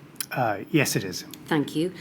My lady, may we have permission to publish it? Thank you. You may. We can take that down. Before we start, Mr Osborne, I understand that you want to say a few words. Well, I just wanted to express my heartfelt sympathy to all those who lost a loved one during the pandemic, and for those who feel things could have been done differently. I hope the inquiry gets to the bottom of what those things might have been. Thank you. I'm going to ask you questions about whether or not the Treasury had a plan for a pandemic, and if so, what that was, and how the Treasury contributed to the government's planning for a pandemic. I emphasise from the outset that this examination is not a discussion or a debate about the merits or otherwise of the government's fiscal policy, or indeed the imposition of austerity. We will touch upon the effects of a sustained period of austerity in the United Kingdom, but only insofar as it relates to the state of the country's preparedness and resilience when COVID hit. In order to put your evidence in context, Mr Osborne, the Treasury is the government's economic and finance ministry. It maintains control over public spending and sets the direction of the United Kingdom's economic policy. And as Chancellor, you were the Minister of the government in charge of the Treasury. There are other important entities in the financial architecture that we will touch upon, including the Office for Budget Responsibility, which you set up during your tenure as Chancellor. In your witness statement, at paragraphs 7 to 11, we don't need to look at it. I'm going to attempt to summarise it. When you came to power immediately after the 2008 financial crisis, you imposed an economic policy intended to improve the United Kingdom public finances, and meaning that the United Kingdom was in better financial shape to face the pandemic when it hit. You say in your statement that your handling of the Treasury allowed the government to fund the furlough scheme and the bounce back loan scheme and other pandemic fallout, that you made reforms to financial services, which meant that there wasn't a banking crisis as a result of the COVID pandemic, and that you invested in research and development, importantly, vaccine development, which was important when COVID hit. Is that a fair summary of your explanation, as you give it in your witness statement, of the policy that you implemented? Yes, it is. Thank you. So that gives us an understanding of how you believe the Treasury, under your watch, contributed to the government's preparedness for a pandemic. But I want to explore with you the plan that the Treasury had for a pandemic. You say at paragraph 16 in your witness statement that for the risks where the Treasury is allocated as a lead department, it develops scenarios and determines the potential impacts and likelihood of the risk in question. That was the case prior to the Covid-19 pandemic. So does it follow, Mr Osborne, that where the Treasury was not the lead government department, it didn't develop such scenarios? Basically, yes. So if I might elaborate, I mean, there are certain crises which the Treasury is clearly directly responsible. Such as a banking crisis. A banking crisis, an economic crisis, a run on the pound. Sadly, our country has experienced many of these over the decades. And the Treasury is clearly the lead department, to pick up on the conversation that you've just been having with Oliver Letwin, Yes. for those crises. But when it comes to other kinds of crises that might affect a government, the Treasury is a contributor to the whole of government plan that usually another department leads. In the case of pandemics, the Department of Health. The Department of Health, yes. So we'll look in a moment at how the Treasury assisted the Department of Health, being the lead government department for pandemic preparedness. But before we do, could we please display on the screen page 8, paragraph 20 of your witness statement and read through it together, please. You say here, between 2010 and 2016, Her Majesty's Treasury and therefore the Chancellor contributed to cross-government preparations for civil emergencies. This contribution broadly fell into 4 categories. A, the monitoring, assessing and managing of economic and fiscal risks. B, leading responsibility in government for monitoring and responding to risks to the stable operation of the UK financial system, learning the lessons of the financial crisis. C, setting budgets and applying spending controls and/or conditions for government departments, although noting that it was ultimately for the relevant Secretary of State to decide how to allocate their budgets. And D, preparing Her Majesty's Treasury's own corporate structures to enable effective crisis management, working closely with the Permanent Secretary and other senior officials, again learning from the financial crisis. So summarising those 4 points, you believed that the Treasury's job was to plan for economic and fiscal risks, a stable operation of the United Kingdom financial system, setting the budgets and applying spending controls, and also preparing the Treasury's own corporate structures to enable effective crisis management. That's right, yeah. Yes. Whilst this may well be a form of pandemic planning, these are all purely economic risks and matters which fall directly under the Treasurer's remit in any event. These are the Treasury acting on business as usual, aren't they?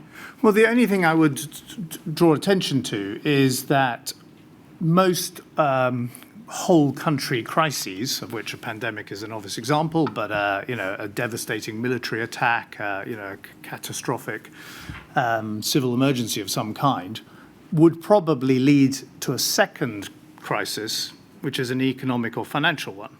And indeed, in the spring of 2020, I wasn't in government, but it was clear for everyone observing government that they were not only dealing with a health emergency, but they were dealing with an economic emergency and a financial emergency. And a huge amount of effort, successful as it turns out, was put into trying to stabilise the markets, make sure the banking system didn't fall over.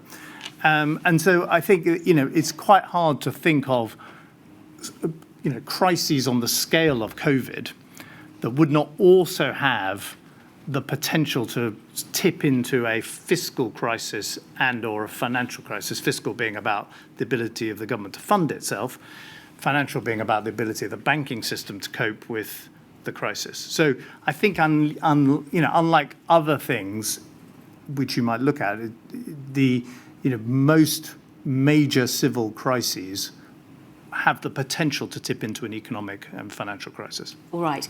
But given how central the Treasury is to the functioning of the United Kingdom and its economy, do you agree that there appears to have been no planning for external shocks which would have a major economic impact? In other words, no specific pandemic planning, no plan in the Treasury? Well, I've been following the evidence given to this inquiry Yes. With interest and before appearing here, and you have covered this territory. I'm happy to cover it myself. But clearly, the UK, as indeed I think is the case of most Western democracies at the time, has an influenza plan.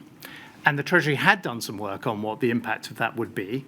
And it's a hit to GDP. There's an expected period when much of the workforce might be absent from work for a week or two. And there's, tragically in that case, there would be a high mortality rate. The Treasury basically had the structures to deal with that because there are already sickness benefits. There are already structures available for companies to pay people who are not working, who have the flu.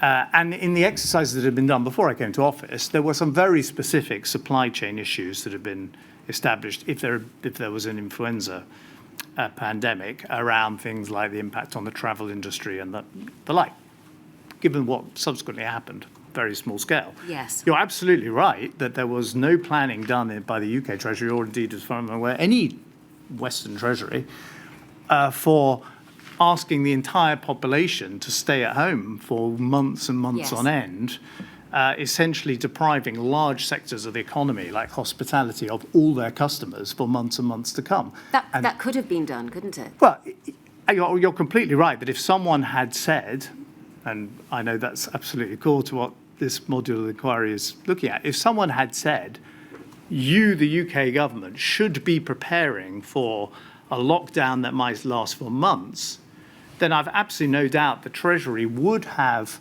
developed the schemes that it did subsequently develop around the furlough, the COVID loans and the like. What I would say, in defence of the officials I work with, who were some of the most hardworking and dedicated public servants I've ever come across, is that in 2020, it turned out to be fairly easy and rapid to be able to put those support systems in place. Not all the other areas we're going to, I'm sure, cover around the health service, but the actual economic support schemes, like furlough, were designed by hardworking Treasury officials under a pressure situation very quickly and put in place. So yes, planning could have been done for a furlough scheme in advance. I'm not clear, observing it as at that point just a citizen, I'm not clear that would have made a better furlough scheme than the one we actually, as a country, saw. All right. Well, taking other examples than lockdown and furlough,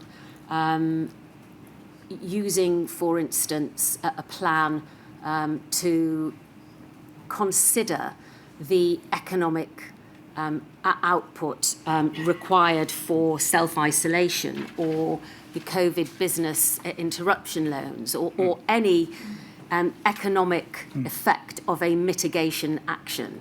None of that was done. There could have been planning, joined-up planning between the Department of Health identifying what the mitigation actions were being considered, and the Treasury then coming in and dealing with a worst-case scenario, a middle-case scenario, and assessing whether or not the proposed mitigation actions were economically worthwhile. None of that sort of planning took place, did it? Well, you're right that there was no planning in Britain, or indeed, as far as I'm aware, in France, Germany, United States, or anywhere else. Well, we're dealing just with... Well, yeah, but it's important because I think if you're challenging, the phrase that's come up here, groupthink, it was not a groupthink unique to this country. There was no assumption that you would ask the population to stay at home, or mandate that the population stay at home for months and months on end, and so there was no planning for a lockdown. Whose fault was it that there was no prior thinking that could? Well, I don't think it's particularly fair to sort of apportion blame, because the entire scientific medical community, again, hardworking individuals with the best of intentions, we're not elevating this particular possibility of a coronavirus that would have this level of contagion, have asymptomatic patients, and the Treasury, or indeed the Education Department or the criminal justice system, should pay attention and come up with some plans for if that was to happen. But if we had, I think, if you look at the planning for the influenza pandemic, and of course we don't know in practice, we'd have to come into contact with reality, how it would have fared. But it's clear that the Treasury, and indeed the rest of the government, responds to reasonable requests by saying, yes, please stock antivirals. Yes, please have in place advanced vaccine, having advanced vaccine purchasing agreements. Yes. Let's have some money set aside for call centres we can set up. But yes. that is different that is very different to sitting down with the Department of Health and working out whether or not there would be such a catastrophic effect to a lockdown that it would have to be considered. And the benefit of considering that prior to the incident hitting is you're not making these decisions on the hoof. What I would observe now, just as a citizen who very much wants this inquiry to come up with some good answers, is I don't think we still know the answer to some of those questions. I don't want to jump ahead for this inquiry, but should the schools have been locked down in the way they were? Even now, after the inquiry, after the pandemic, we don't know the answer to those questions. Well, certainly I don't, and maybe the inquiry can get to the bottom of that. Well, they're certainly worth asking. But, they are absolutely critical questions about balancing, the life expectancy of an 80-year-old versus the educational opportunities of an 8-year-old. Incredibly hard questions, and it's not absolutely clear to me now that as a country we know, all the rest of the world knows what the answer to those things is. So I think it's the idea that all of this could have been sort of forethought, I don't think is the case. What I think is certainly the case is that if the expert community and governments had anticipated that there could be a pandemic that was not an influenza, but was another form of respiratory disease, and had characteristics that weren't like influenzas, like asymptomatic patients and so on, then clearly we could have done certain things, which hopefully I'm sure this inquiry will get around to recommending, to prepare for those things in advance, like stockpiling more PPE. But I've absolutely no doubt that as Chancellor, and indeed any of the Chancellors before me or subsequent to me, if they'd been asked to provide a budget for stockpiling PPE, 10, 20, 30 million pounds, whatever it would have been, as Oliver Letwin was pointing out, these are very small sums in the overall scheme of the government budget. And I'm pretty certain, like we said yes to everything we were asked to fund with an influenza pandemic, we would have said yes to those things too. Should those questions have been asked?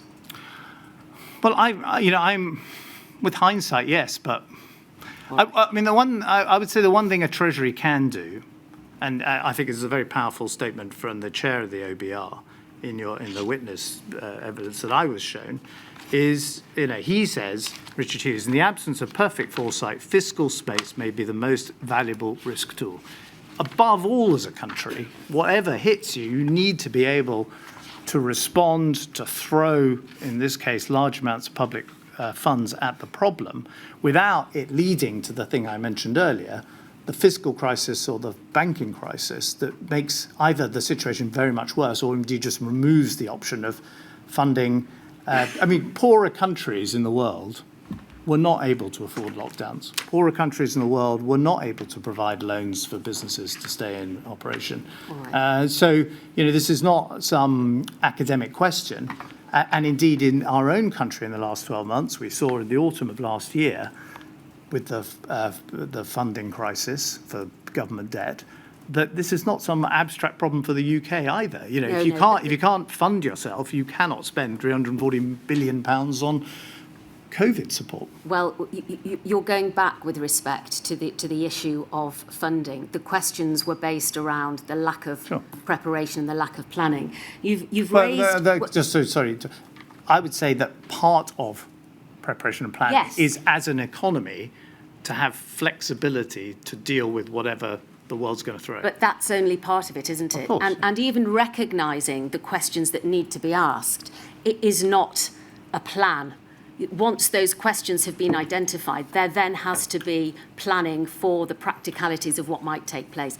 I just want to go to this statement of Richard Hughes, please, as you mention him. He's the chair of the Office of Budget Responsibility, as you say. His statement is at page INQ 000130270.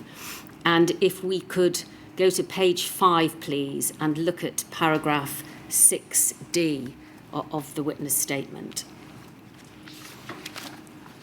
And whilst we're waiting for that to be put up on the screen, you will be aware of the evidence that Mr. Cameron gave to the inquiry yesterday, that in his view, and indeed since he was instrumental in bringing into being the National Security Committee and with the security advisor supporting it, he believed that only a whole cross-government response to a pandemic and to these huge catastrophic risks was suitable and was going to work.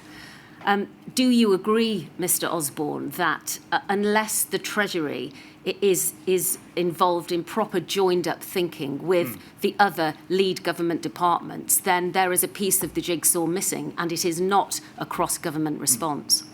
Yes, I do agree with that. And I mean, institutionally, the Treasury is involved in every government decision because decisions can't come to the Cabinet, for example, until the Treasury has given its sign-off. So the Treasury, uniquely among the government departments, is already in the weeds of many, many decisions across government. But obviously, the nature of that involvement and the nature of the cooperation is incredibly important. And, you know, I listened with great interest to what my former colleague Oliver Letwin was saying.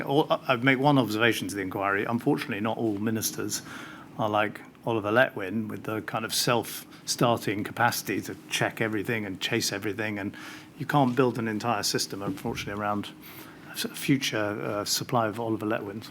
No. That's a shame. It is.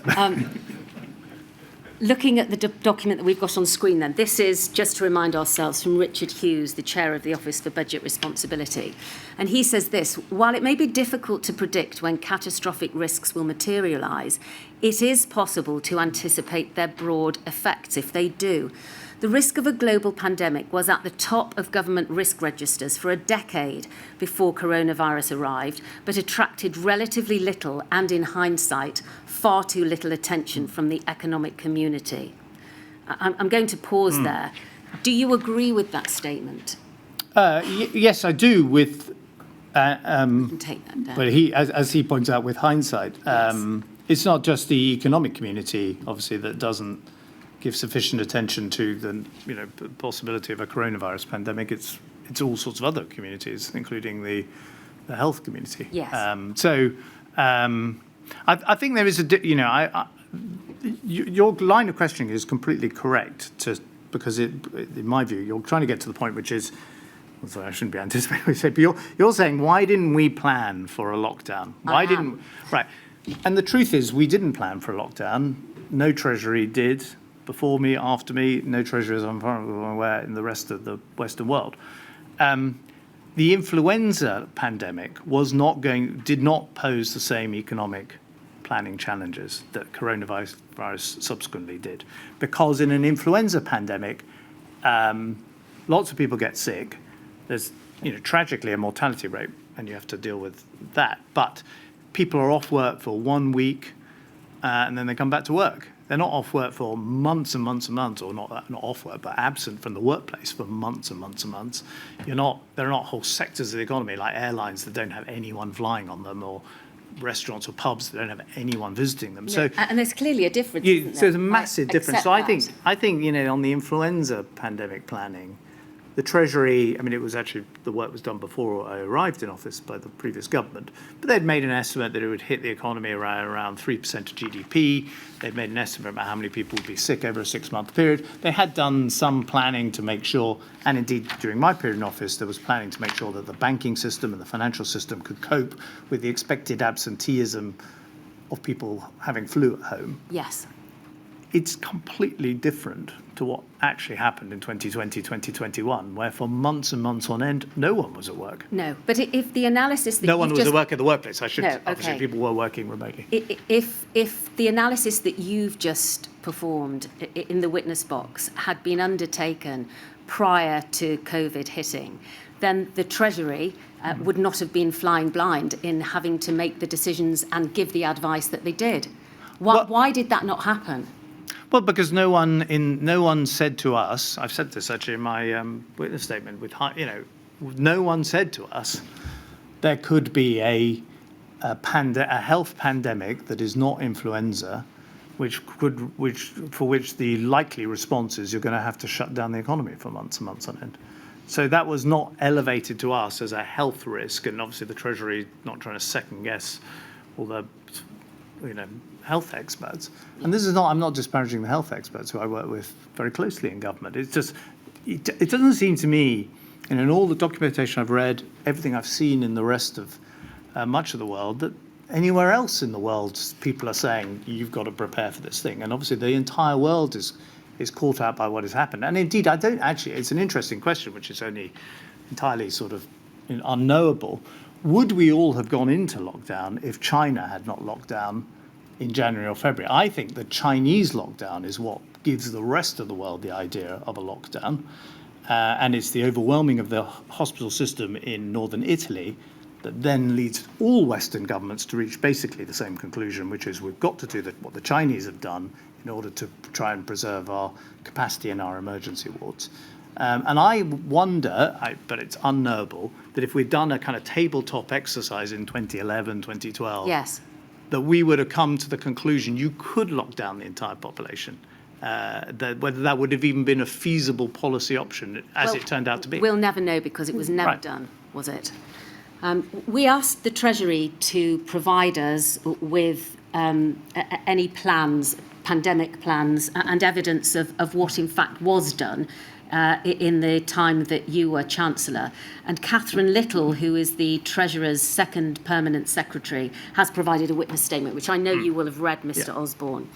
And in it, she says that because the Treasury doesn't hold direct responsibility for pandemic preparedness, that is at the door of the Department of Health, we should ask them for any pandemic preparations and to see whether they have any records of any pandemic preparations, including at the Treasury.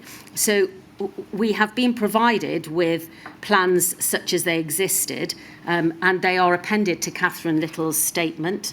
The ones that remain with the Treasury. And the only material which the inquiry has been furnished with post-2010 is a project to fund a call centre and purchase antibiotics, both in 2012, and requests dealing with the funding of the pandemic flu clinical countermeasure, Tamiflu. Other than those, held within the Treasury, there are no plans, no reaction to any of the Department of Health mitigation proposals, and nothing specifically relating to any pandemic threat. Do you accept that? Well, what I would accept is that there are, I would say, the items you cite are examples of to my knowledge, 100% of the requests made of the Treasury to fund things that would help deal with a influenza pandemic are funded. And you gave the examples there. There is also a whole set of planning that goes on during this period to deal with banking crises and endless exercises which I took part in, and structures with us and the Bank of England and the Prudential Regulatory But we're talking about pandemic planning. No, but that was, so pandemic, I think, that would have been part of the thinking, which is if there's a crisis, can the banking system cope? But there's not, I don't want to repeat myself, there is not planning for a coronavirus pandemic. Should there have been a plan, a blueprint, some sort of playbook from the Treasury containing strategies and plans that could have been turned to and considered when something like the pandemic occurred? Well, with hindsight, yes. But as I've said, I question whether in 2011, 2012, 2013, if someone had come to us and said, right, there's going to be a coronavirus pandemic and we're going to ask the whole population to stay indoors for 3 months, I wonder in 2011, 12, 13, whether anyone would have thought that was a plausible plan.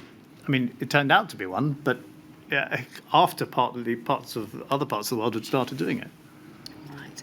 If there had been a series of papers, a series of levels of consideration given to different scenarios, dealing with different assumptions. So whether what was coming down the line might be symptomatic or asymptomatic, how quickly it was likely to reproduce as a disease, then in advance of COVID hitting, you would know as Chancellor which economic levers would need to be pulled and how best the Treasury could support the mitigation actions of the Department of Health. And the problem with not having that thinking taken place at some time before the pandemic hits is that, as I've said before, the result of that is the Treasury's acting on the hoof. Well, I don't think that's entirely fair. So first of all, the Treasury is by its nature, it's not a big delivery department. It has around 1,000 individuals who are exceptionally capable civil servants who can deploy their talents and abilities to different policy problems as the world throws them. In the last 2 years, they've suddenly had to deal with the Ukraine and energy supplies in the way that the Treasury would not have had a big standing capability to do with before. But that's one of the great strengths of the British Treasury.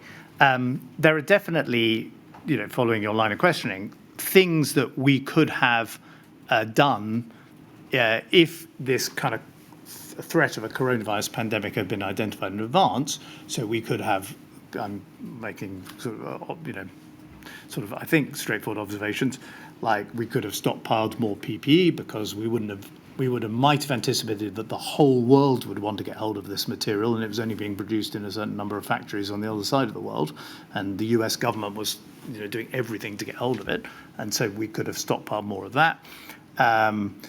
For example, we could have maybe looked at things like having more respirators in hospitals than we would normally carry in the health service, but that was not identified as a particular need. I think the sort of broader question of, I don't want to repeat myself, would we have anticipated the lockdown? I just don't know the answer to that. All I know is that when the actual debate came in March 2020, there was a lot of uncertainty in our own country about whether it was the right policy response and whether the population would accept it as a policy response. So I wonder 10 years in advance whether we would have resolved those questions. The one thing I'm sure of is, there's no point having a contingency plan you can't pay for. And absolutely central to all of this is the ability of your economy and your public finances to flex in a crisis. The OBR, mentioned it a few moments ago, it is an organisation that you implemented during your time in office. And part of the assistance that it gives to the Treasury is the preparation and presentation of fiscal risk reports. Can you explain to us what those are, please? Well, these were, so the OBR was created very shortly after I came to office. It gave an independent assessment of the public finances. And it's not just, I think it's important for people to understand, it's not just another think tank with a sort of another set of finances, another set of forecasts. These are the government's forecasts. There's not some other set of government forecasts. In other words, the forecasts for GDP, for unemployment, for tax revenues and so on are independently produced, but they are the official government forecasts. And that is the central role of the OBR. And to do that, it is privy to secret information in government. So it is privy to the budget decisions. I gave 8 budgets. It knew what was in the budget weeks before the general public did, or indeed weeks before members of the cabinet would know what was in a budget. So it's a very important institution at the heart of government. And we sought to add to its capability by asking it to undertake essentially assessments of potential risks to the UK and what impact they would have Fiscal on risks. The public finances. Well, they were issues like, I think, they looked at everything from a no-deal Brexit to climate change to all sorts of, things that might have an impact on the UK and what the fiscal consequences of that would be. So the actual crisis was not a fiscal crisis. It was what was going to be the cost, basically, of these various things that they looked at.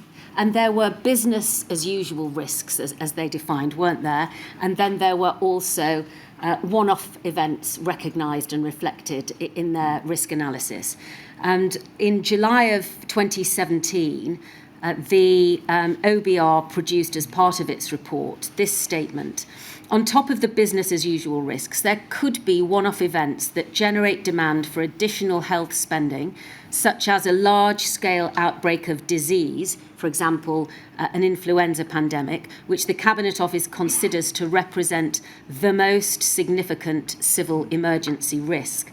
Long-term systemic cost pressures could also arise from sources such as an increase in antimicrobial resistance. So there was some recognition in the risks that were identified by the OBR of that which is contained in the National Risk Register. Yes, that's right. I've left office by this point. I think the OBR actually tell us that they had considered doing the influenza scenario planning, but in fact they switched their resources to looking at a no-deal Brexit scenario instead. Right. Well, my question for you on this topic is this. Does it surprise you, given what I've just read out, to know that despite there being an acknowledgement of the influenza pandemic being the most significant emergency risk identified by the National Risk Register, that the pandemic, did not appear as a risk on the fiscal list? Well, I think I don't know if you're taking evidence from the OBR, oral evidence, but they made their own decisions about what they thought were part of their independence, was to make their own decisions about what they thought they should look at. I imagine the government at the time would not have wanted them to look at a no-deal Brexit scenario, for example. So it's incredibly important they're independent and make those decisions. So you'd have to ask them that question. All right. Well, do you accept, I appreciate you're not in office anymore, but perhaps you will accept from me that by July 2021, the OBR had changed its approach to risks, particularly those identified in the National Risk Register, in two ways. Firstly, there was a broader focus in its report of 3 major risks rather than 97 individual risks. And one of those 3 major risks that is now covered in great detail is the risk of a pandemic. And secondly, there appears to be much more joined up thinking now between the risks identified by the OBR, the fiscal risks, and those identified in the National Risk Register. So they have adapted and learned from what happened during the crisis. No, that's absolutely right. And I think they specifically in that case are looking at what happens if there's a coronavirus strain that the vaccines aren't effective against. Yes, absolutely. But of course, look, I would say what it points to is try and put in place the right machinery.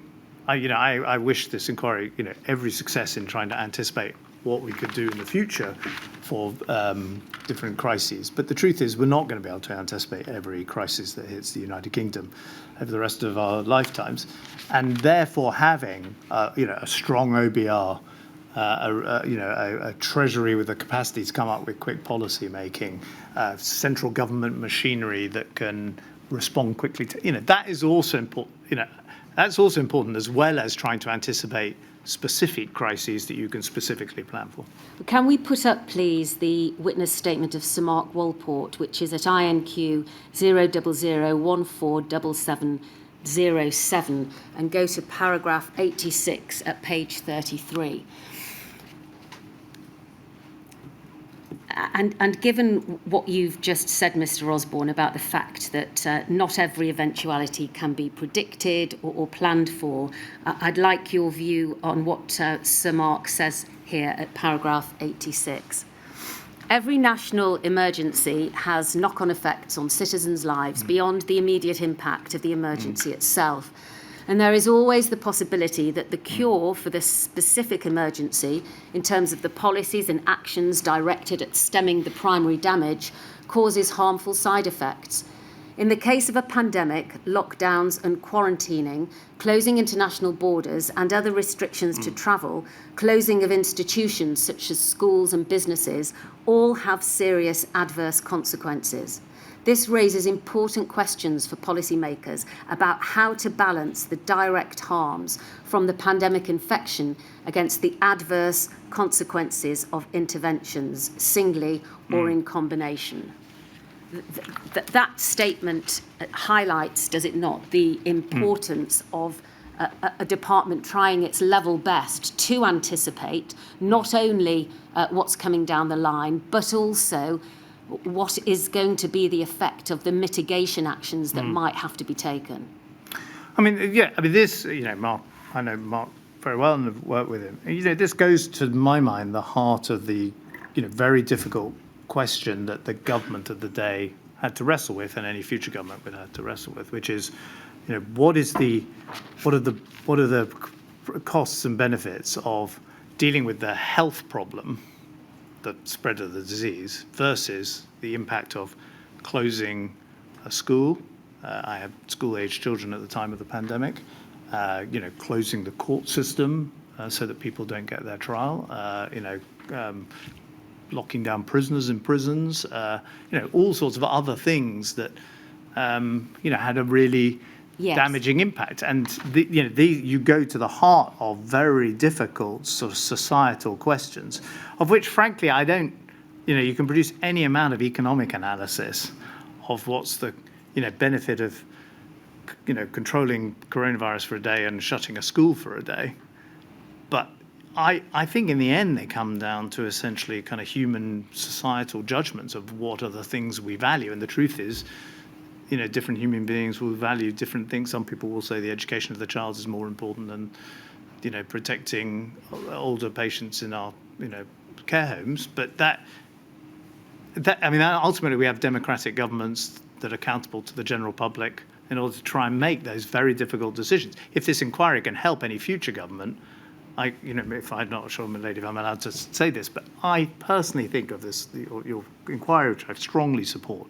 If you can give some kind of guidance to answering that question, it is the single most useful thing this inquiry can do for any future government, which will be faced with very difficult questions like the government was faced in 2020. Are you suggesting, Mr. Osborne, in the answer that you've just given, that it was not worth the Treasury attempting to engage in any significant planning because the decisions have to be made when the pandemic hits? No, the Treasury did not engage in the planning because no one had anticipated that you would have to, or you would have the option of, or it would be something you should consider, locking down the economy in order to deal with an asymptomatic non-influenza respiratory pandemic. An answer you've already given. And may I suggest that had the Treasury been interested in engaging in pre-pandemic planning, then it would have taken a bigger part in the two exercises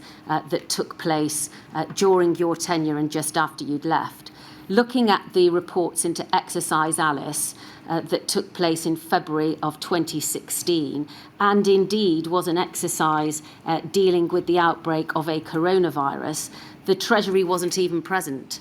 In Exercise Cygnus, which was delivered shortly after you left office, but as we know from yesterday, planning for which commenced in 2014, although the Treasury is recorded as being present at that exercise, there is no evidence whatsoever of any participation or of any evidence of any lessons to be learned. Is that the sort of action that the Treasury could have taken in order to engage itself with these important exercises, looking at what the result and the reaction of the government would be in the outbreak of these sorts of diseases? Well, this is territory that the inquiry has covered, and we've covered it a bit in the evidence. I think the Treasury was very engaged in drawing up an influenza pandemic plan. I think those exercises were kind of operational exercises in how that plan might actually be put into practice in hospitals and other, facilities. In which there wouldn't be a sort of particular role at that moment for a Treasury policymaker. The Treasury being, as I say, a department of policymakers rather than the delivery department. So it wouldn't have been directly affected by what the delivery services of government had to do in an influenza pandemic. And there was a general, the Treasury had signed off, indeed I had signed off on the 2011 influenza plan, in which the Treasury had, as you can see from the material in 2009, had assessed the economic costs, had identified a couple of specific issues, but essentially was, said, okay, it's a 3% hit to GDP, but we're not going to have widespread sectoral impacts which we need to think of, or we're not going to have to design some system to pay people to work from home. All right. Do you agree, Mr. Osborne, that by the time that COVID-19 hit, the consequences of austerity were a depleted health and social care capacity and rising inequality in the United Kingdom? Most certainly not. I completely reject that. I would make 2 points. The first of all, it's not surprising that the biggest economic crash that Britain experienced since the 1930s has an impact on Britain and on poverty and on unemployment and on people's life chances. That's unfortunately what happens when your country experiences such a massive economic shock as we experienced in 2008-9. What flows from that is a whole set of things, and one of them is seriously impaired public finances, which you then have to repair, and that is what we set about doing. I would say if we had not done that, Britain would have been more exposed, not just to future things like the coronavirus pandemic, but indeed to the fiscal crises, which very rapidly followed in countries across Europe, such as Spain, Italy, Greece, Ireland, Slovenia, all across the continent. And indeed, one point, there was a question mark over whether France itself would experience a fiscal crisis. So all across the continent, other countries are experiencing problems of being unable to fund themselves on the international debt markets. And as I point out, in the autumn of last year, Britain went through this briefly for a couple of weeks. So this is not some kind of academic problem that doesn't materialize. It's a very real problem. And if we had not had a clear plan to put the public finances on a sustainable path, then Britain might have experienced a fiscal crisis. We would not have had the fiscal space to deal with the coronavirus pandemic when it hit 7 years later. And indeed, as Mr. Cameron pointed out yesterday, the example in many of those countries that did have those crises was there were real cuts in health services and other public services that went far beyond what the UK experienced, or in case of the NHS, actually, budgets went up in real terms. Do you agree that during your time in office, the state of the social care system became worse? I'm not sure I would accept that. I would certainly accept that there are rising pressures that, including during my period in office, on the social care system. All right. Well, can I ask you to Yeah, pause but there, they are please? driven by the fact Britain has a rapidly aging population. Yes. Oh, not rapid, sorry. Well, we'll come to an the aging detail population of it. at a relatively rapid rate. And that the cost of medical treatments are going up, which is actually generally a good thing because these are new treatments that can help people. But the UK social care and health system is experiencing exactly the same kinds of pressures as the pressures being experienced in most Western democracies at this moment. Right, well, let's look at the detail, please. Can we have up on screen INQ 000189677? Now, this is a report by the Institute for Government, the government think tank, whose strapline is inspiring the best in government and working to make government more effective. This is a report that was prepared by the authors sitting in the bottom left-hand corner. It's headed, How Fit Were Public Services for Coronavirus? And we don't need to go to it, but just to set this in context, this is a report based on extensive desk research, analysis of government data, and interviews of civil servants, frontline staff, representative bodies, and other experts. Can we go, please, to page 8 of this report and highlight the final 2 paragraphs and zoom in on those? Even before the crisis began, that's the COVID crisis, public services had seen reduced access, longer waiting times, missed targets, rising public dissatisfaction, and other signs of declining standards.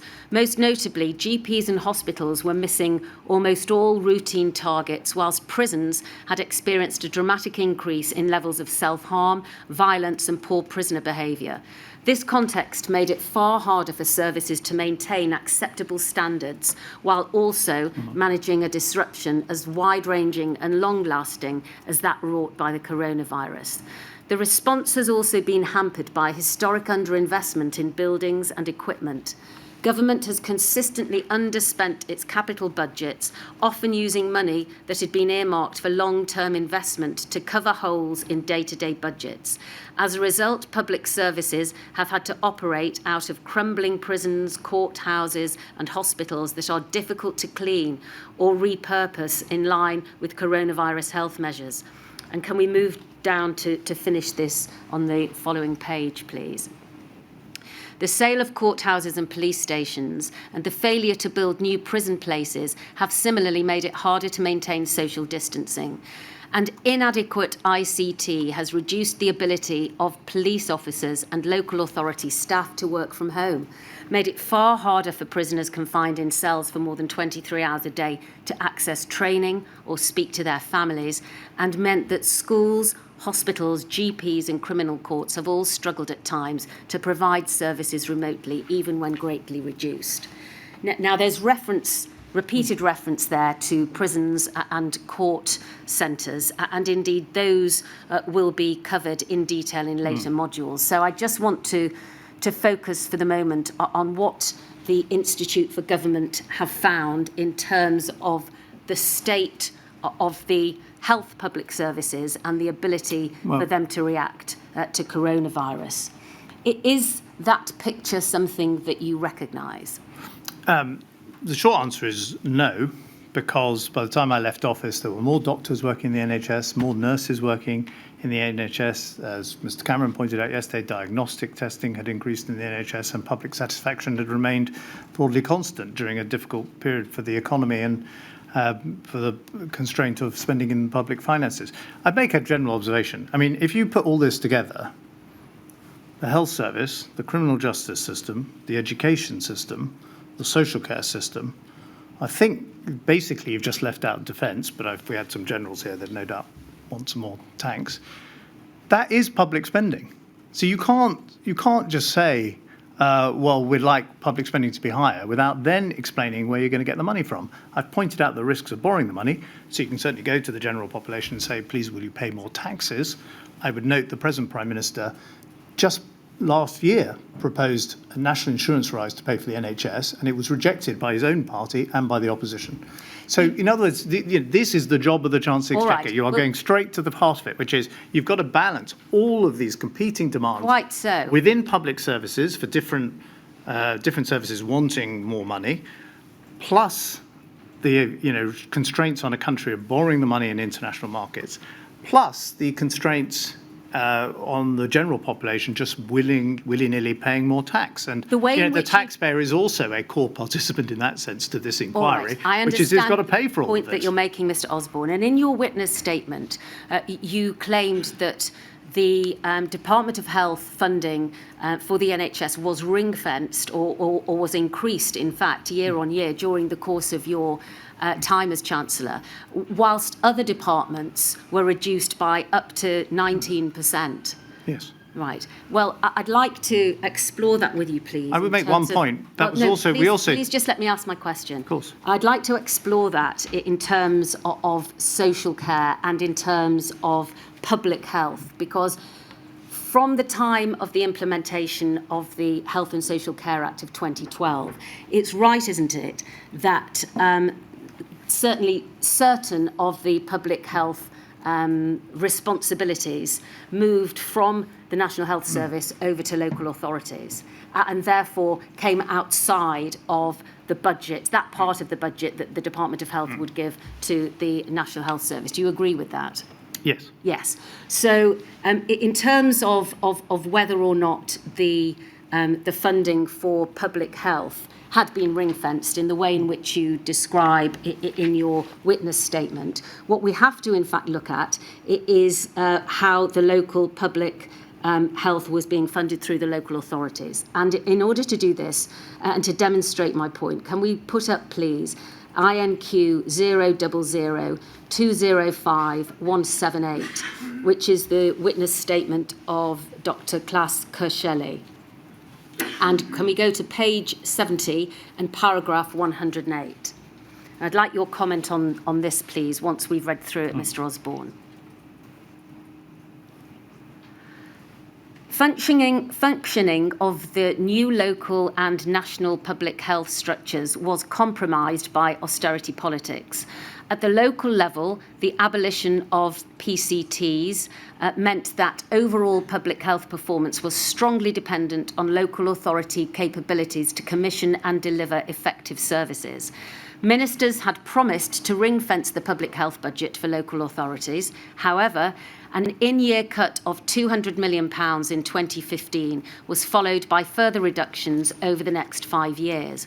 According to the Local Government Association, this amounted to a real-term reduction of the public health grant from over 3.5 billion in 2015 to 16 to just over 3 billion in 2020 to 21, a loss of 14%. Other estimates by the Institute for Public Policy Research spoke of an even more dramatic reduction from 850 million in net expenditure between 2014-15 and 2019-20, with the poorest areas in England experiencing disproportionately high cuts of almost 15%. Resulting pressures on local public health were exacerbated by an overall 49% real-term cut in central government funding for local authorities between 2010-11 and 2016-17, and a resulting practice of top slicing, whereby authorities reallocated ring-fenced public health budgets to other services broadly impacting health and well-being, such as trading standards or parks and green spaces. In 2010, Healthy Lives, Healthy People had promised to give local government the freedom, responsibility and funding to innovate and develop their own ways of improving public health in their area. Freedom and responsibility had been granted, but funding was often lacking. What do you say about that, Mr. Osborne?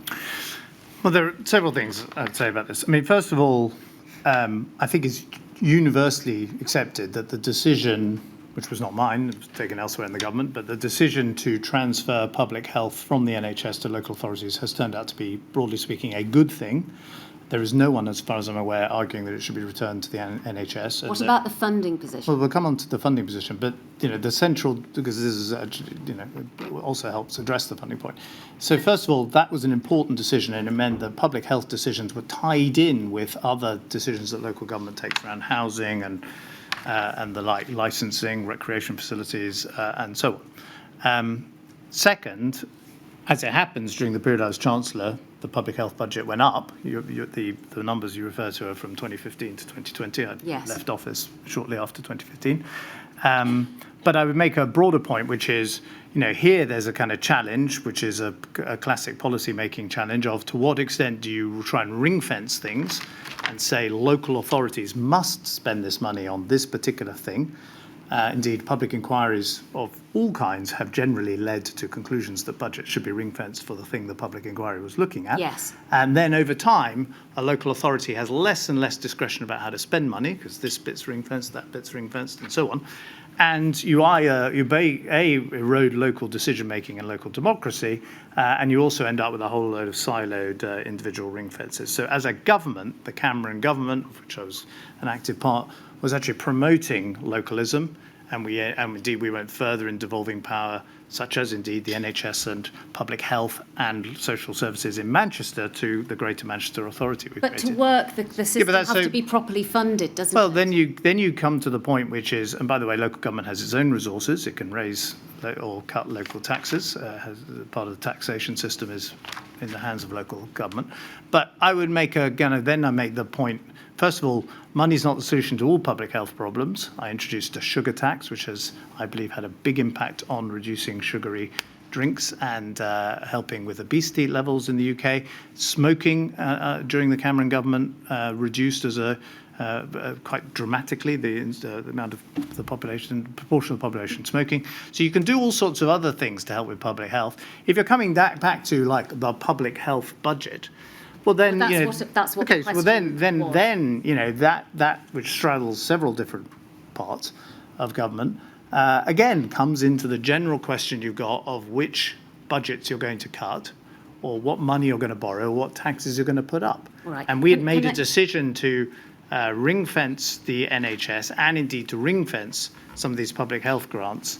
By the way, I might just observe that Public Health England, which we created, was absolutely instrumental in coming up, I think, within 3 days for a test with coronavirus. So we did put in place structures that in 2020 did deliver in the case of developing a very rapid test, which was required for this brand new disease. Well, I'm going to suggest, Mr. Osborne, that Public Health England failed in its mission to increase the country's public health. You will know that your Secretary of State for Health and then Health and Social Care, Jeremy Hunt, has provided a witness statement to the inquiry in which he says that he acknowledges that during his time as Secretary of State, the NHS required more funding. There was, as you have already acknowledged, a rapidly rising demand for services, an ageing population, that he considered that there were staffing capacities within the system that were causing difficulties, and that the NHS workforce requirements, which have historically been considered in an ad hoc way, need to be sorted out in order for the National Health Service to properly support the capacity that's required.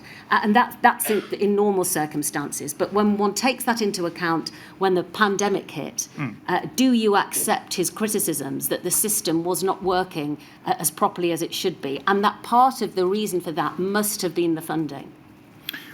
Well, I read his evidence, which I thought was very good and had some interesting and constructive ideas for the future around testing capabilities and so on, and lessons to be learned from South Korea and Taiwan and other countries.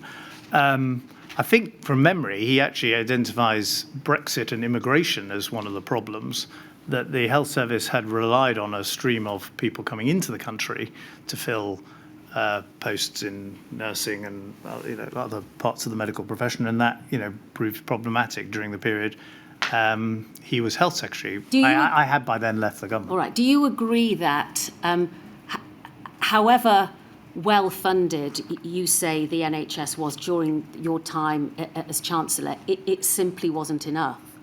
No, I don't accept that. I mean, what I accept is you could spend more money on the NHS, just like you could spend more money on the court system, more money on the school system, more money on the army. But you have to make a calculation of balancing the resources each of those services get, and the central calculation, which every household has to make, is what can we actually afford? Because what's the revenue that's coming in?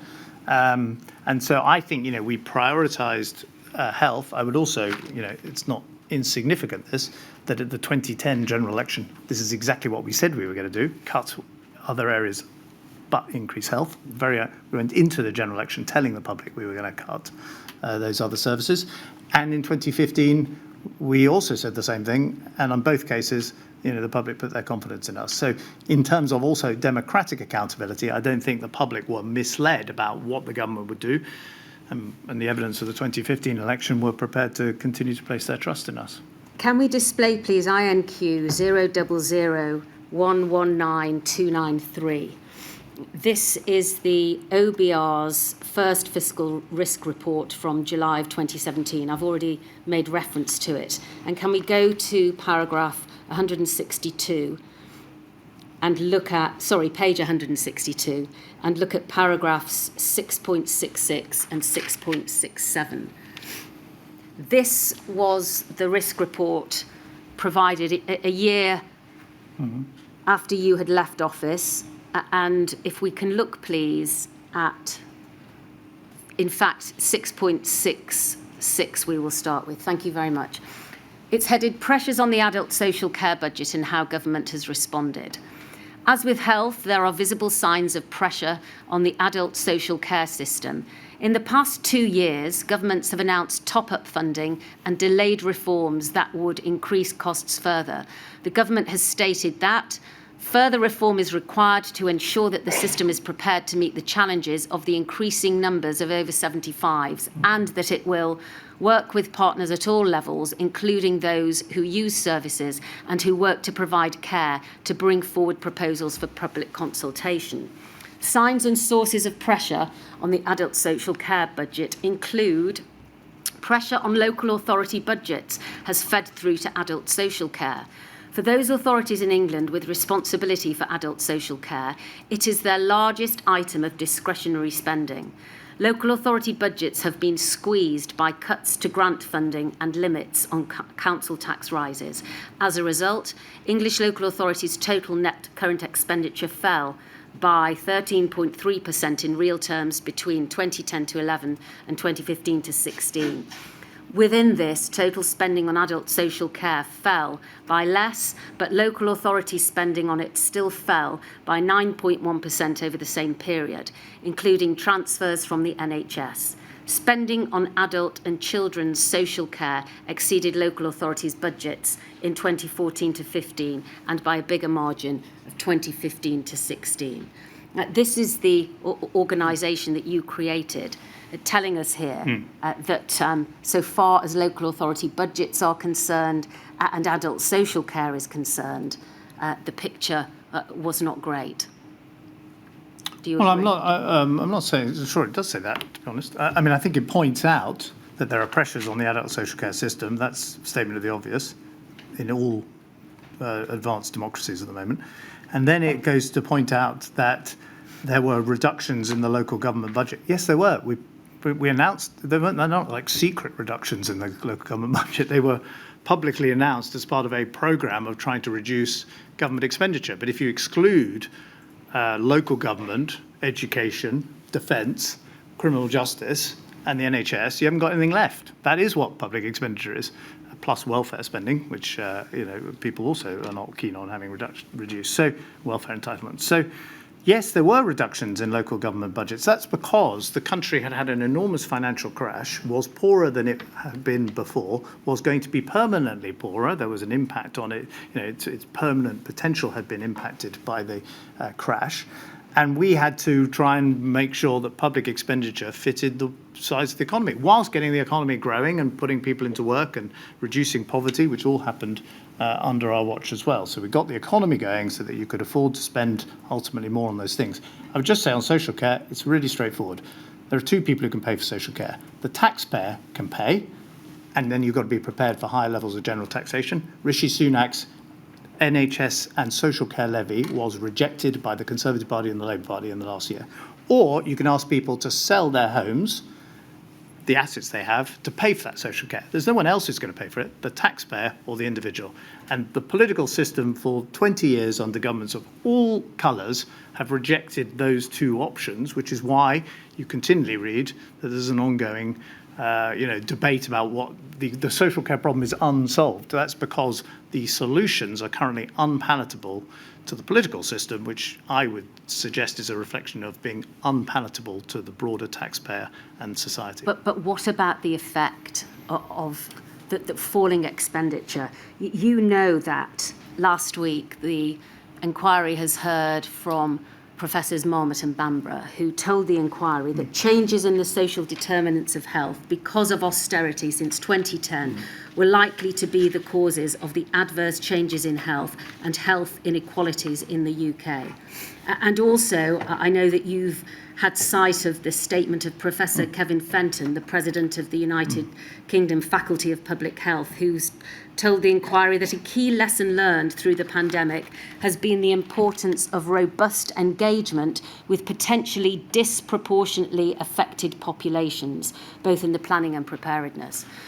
What I want you to consider, Mr. Osborne, is firstly that government policy had an effect on health and social care, which meant that those in the worst situations of society were disproportionately affected when COVID hit. And secondly, that was identifiable, it was predictable, and it should have been part of the government planning. I just completely reject that. And in the case of the Marmot and Bamborough report, and obviously there's a lot of very interesting work on health inequalities, which we did a huge amount to seek to address. They have this statement of paragraph 151, national economic wealth, i.e. GDP, has long been considered as the major global determinant of population health. Of course. In other words, that's what happened. Britain had a huge economic crash the greatest since the 1920s and 30s Great Depression. And of course that had an impact on poverty in the country. It would have been worse, in my view, and in the view of many other people, including the Governor of the Bank of England at the time, Mervyn King, had we not then also tried to address the risk to the public finances, because that would have led to a fiscal crisis, like you saw across much of Europe, that would have meant even less funding for these public services. We tried to protect the health service during that austerity programme. And Marmot and Bamber themselves say that they can't directly establish causality between austerity and the mortality rates they look at. And the only example I can find in their report of a country that they cite that has a stimulus program is Iceland, which, by the way, has a population about the size of the borough that this courthouse is in, right? And then even in the same paragraph go on to point out that Iceland had some severe health effects from the crisis. And they leave out the United States, which was the primary example of a country in the West that tried a stimulus program as opposed to an austerity program, because they say, oh, yes, well, actually, mortality fell there. I've even done my own research and found out that mortality fell in Germany for the poorest population, part of the population during the period I was Chancellor.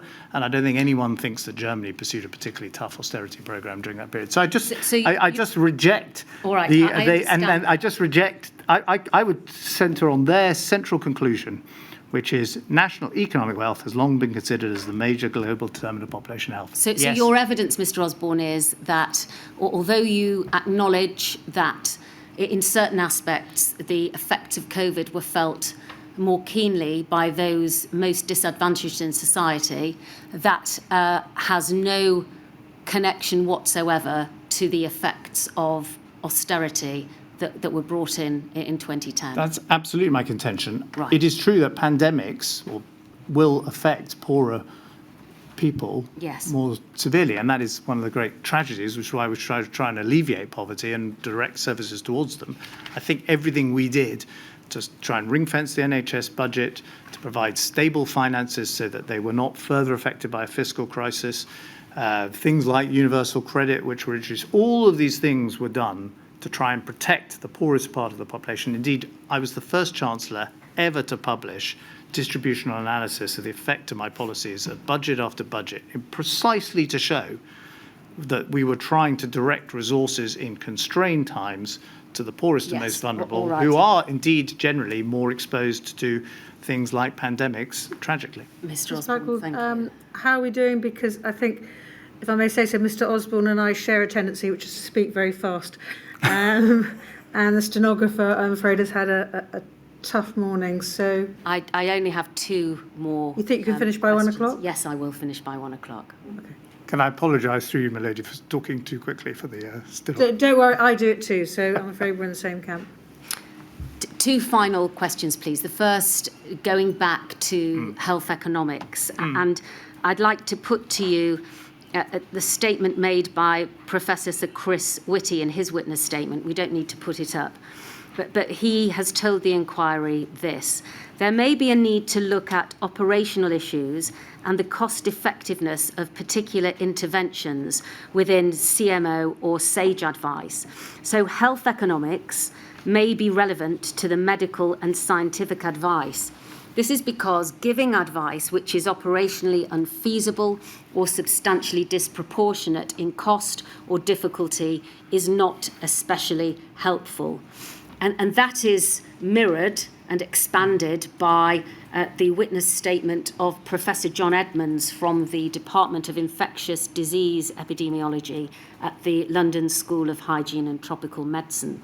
And he says this: there needs to be far greater attention paid to the economic impact of pandemics and the interventions aimed at controlling them. Oh, thank you very much. It's on the screen.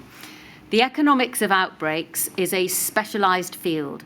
Interventions can have major knock-on effects so that individuals who are not directly reached or targeted by the intervention can still benefit, as they have a reduced risk of infection from others. These knock-on effects need to be incorporated into the analysis to avoid underestimating the benefits of public health actions. Just pausing there. Do you agree with these two scientific experts, that there needs to be joined up thinking between the science and the economy. Yes, absolutely. But I would observe that, if you're trying to think through how a future government might deal with a pandemic, it's not just the health impacts. You have to. What I think the government wrestled with at the time, I wasn't in it, but I can see as an external observer and with my experience, was also the educational impacts, the criminal justice impacts, and the like of the lockdown, and trying to balance those. If you can apply more, and indeed the impact on businesses and people's employment.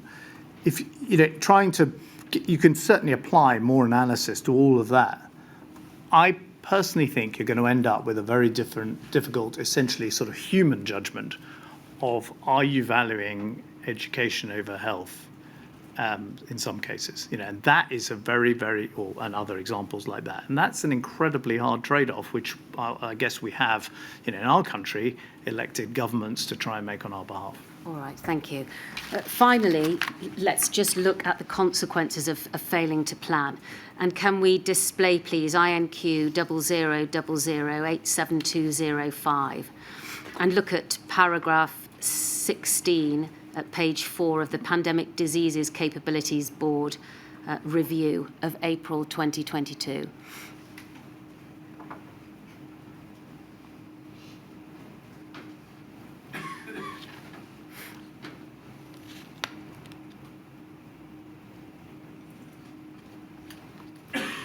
Paragraph 16, please.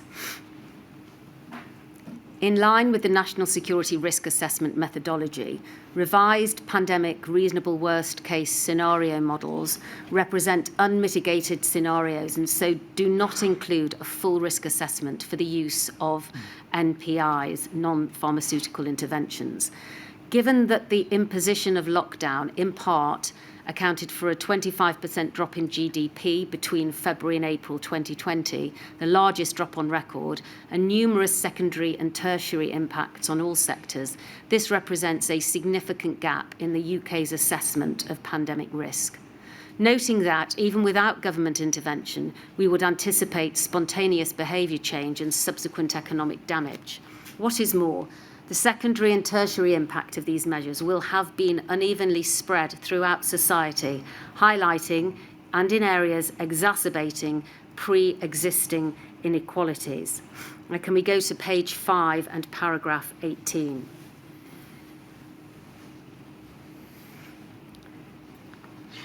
And can we highlight 18, 19 and 20, please? The unprecedented use of NPIs and significant changes in public behaviour seen during the Covid-19 pandemic required the provision of far greater economic support than pre-Covid planning assumptions suggested. The planning assumptions in the 2011 UK influenza pandemic preparedness strategy focused on the economic impacts of sickness absences. As a result, the strategy did not include many of the significant economic impacts which we have seen during this pandemic, such as the dramatic drops in economic activity, significant shifts and reductions in consumer spending, and disruption to global supply chains. The OBR's Fiscal Risks Report from July 2021, which we've looked at, suggests the United Kingdom's real GDP declined by an unprecedented 9.8% in 2020, and as of September 2021, the NAO estimated the lifetime cost of government spending on COVID-19 will reach 370 billion. Clearly then, in line with recommendation 2.1, our economic risk assessment for pandemics must be updated to include a broader range of impacts, including the significant potential impacts of NPIs and behavioural changes on different sectors of the economy. Do you agree with that conclusion, Mr. Osborne? Well, I do. I absolutely agree with the conclusion. Knowing the brilliant civil servants of the Treasury, I suspect they've already done it for you. There already will be a load of internal assessments of the future effect of, for example, coronavirus variations that don't have vaccines at the moment that are effective, were they to emerge. Yes. But I would make, I guess my sort of, where we started with this was did the Treasury or indeed any other government, part of government or indeed any other Western government anticipate that it might require a lockdown that would impact the economy, as it says here, by a drop of 25% of GDP? No, they didn't. But through the programme we pursued as a government, we created the fiscal space so we could end up spending £370 billion to help people deal with all the adverse effects that the lockdown introduced in terms of their education, the way the criminal justice system worked, and above all, their employment. And we kept people as a country economically in a much better shape than they would have been if we'd not been able to spend that money. And that's because we created the fiscal space. It meant we avoided the banking crisis, and we did that because of the reforms that happened during the period that I was in government and as a result of the determined effort to fix the roof. I'm sure that in subsequent modules, the inquiry will be told whether or not these plans are indeed now in practice. But if that's right, Mr. Osborne, it's a shame that this wasn't done before, isn't it? Well, I'll just point out no one I'm aware of anywhere in the Western world, maybe anywhere in the world, said, you know what governments should prepare for? They should prepare for a coronavirus pandemic that will require us to lock down the entire economy for months on end. Obviously, if someone had said that, then there would be a legitimate question, which is, why aren't you preparing for it? But unfortunately, no one did. And it's, as I say in my own evidence, I of course, dearly wish they had. My lady, that concludes my questioning of this witness. There are no Rule 9 requests by any other court participant. It's now 1 o'clock. Would you like to rise, please? I will indeed. I shall come back at 2. Thank you very much indeed, Mr. Osborne, and I'm glad we could complete before lunch. Thank you.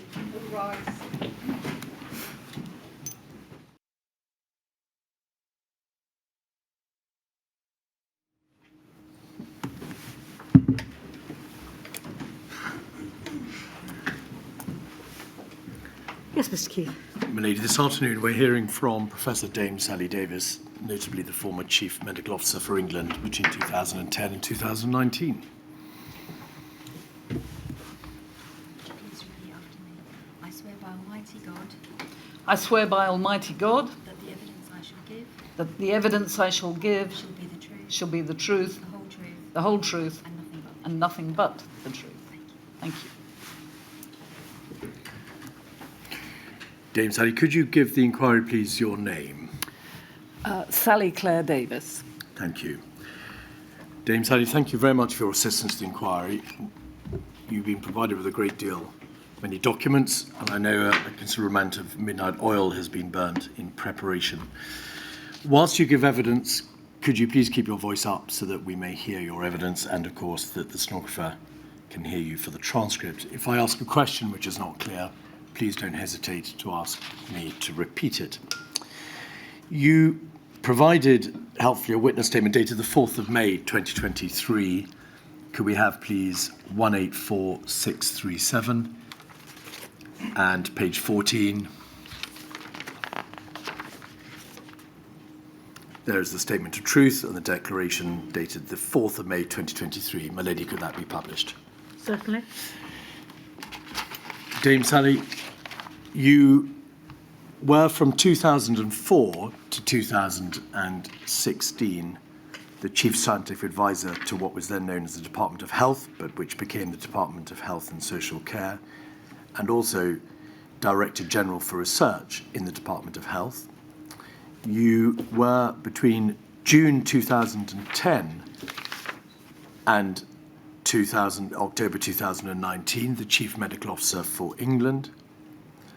Between 2014 and 2016, you were a member of the Executive Board of the World Health Organization. Between 2017 and 2020, you were a co-convener of the United Nations Interagency Coordination Group on Antimicrobial Resistance. And are you currently Master of Trinity College, Cambridge? Yes, the post that you omitted that would be useful for the inquiry to be aware of is that as Chief Medical Officer for England, I was also the UK government's most senior medical advisor. Thank you. That is, in fact, where I propose to start. Could you tell the inquiry, please, something about the role of being the chief medical advisor and being the chief medical officer? So, Mr. Keith, the chief medical officer is by nature a doctor, a leader, appointed as an independent advisor to government, cross-government, and contributing to cross-government as needed or asked, COBRA, SAGE, which I'm sure we'll talk about, with high security clearance that was needed during the Novichok time. When I started in 2010, I was interim for 1 year before I was appointed through a competitive process. I had no deputy chief medical officers and no budget for them, despite the fact that my predecessor at one point had 5 deputy chief medical officers and a broad span. The maximum my office came to was 13 people, including those 2 DCMOs when I got the money and appointed. For instance, I headhunted Jonathan Van Tam. I appointed the present Jenny Harries, the present head of UXA, who is both of whom are superb, as you know. I had a statutory responsibility to write an annual report on the state of the nation's health in whatever way I chose. My predecessor focused on patient safety, and I focused, following my first annual report in 2013, on antimicrobial resistance, AMR, which are superbugs. That's the grand ongoing pandemic, killing across the world 1.2 million every year, the 3rd most important underlying cause of death. And so I imagine as we talk, or I expect as we talk about pandemics, I will be able to show you how difficult it is to raise awareness and get action even when the deaths are happening. And AMR is a very good example of that. I had a responsibility to communicate as CMO, often known in inverted commas as the nation's doctor. We saw that during the pandemic, but I played my role there. And of course, no CMO can cover every area and be expert. My background is hematology. I'm a sickle cell disease expert, as a matter of fact. Whereas my successor is an epidemiologist in infectious disease, and my predecessor was straightforward public health with some orthopaedic surgery before. And that's why we need deputy chief medical officers who have different expertises, one in health improvement, one in health security or protection, so that the office can cover that span. As CMO for England, I was primus inter pares with the other chief medical officers of the devolved administrations and met them regularly. I expect you'll want to talk about that. I was head of profession for doctors in the government, but part of the collective leadership of medicine with presidents of royal colleges. So I think that probably gives you a feel for it. Yes, that is a broad scope, if I may say so, Dame Sally. Very broadly within your functions, and you've just referred to these 2 general categories, you were responsible, therefore, for health protection. In that very broad categorization, do we include matters such as health emergencies, the risk of infectious diseases, pathogenic pandemics, antimicrobial resistance, all things which pose a threat by virtue of hazard to the health protection of England? Mr. Keith, I was not responsible. I advised on all those issues and cared about them because I care about the public. Patients, for me as a doctor, always came first, but I needed to get the advice from experts such as Public Health England, academia.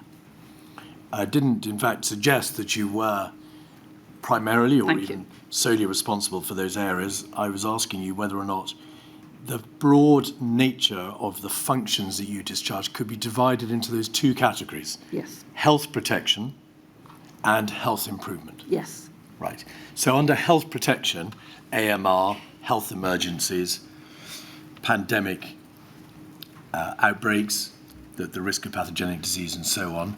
And what is health improvement concerned with? Health improvement, well,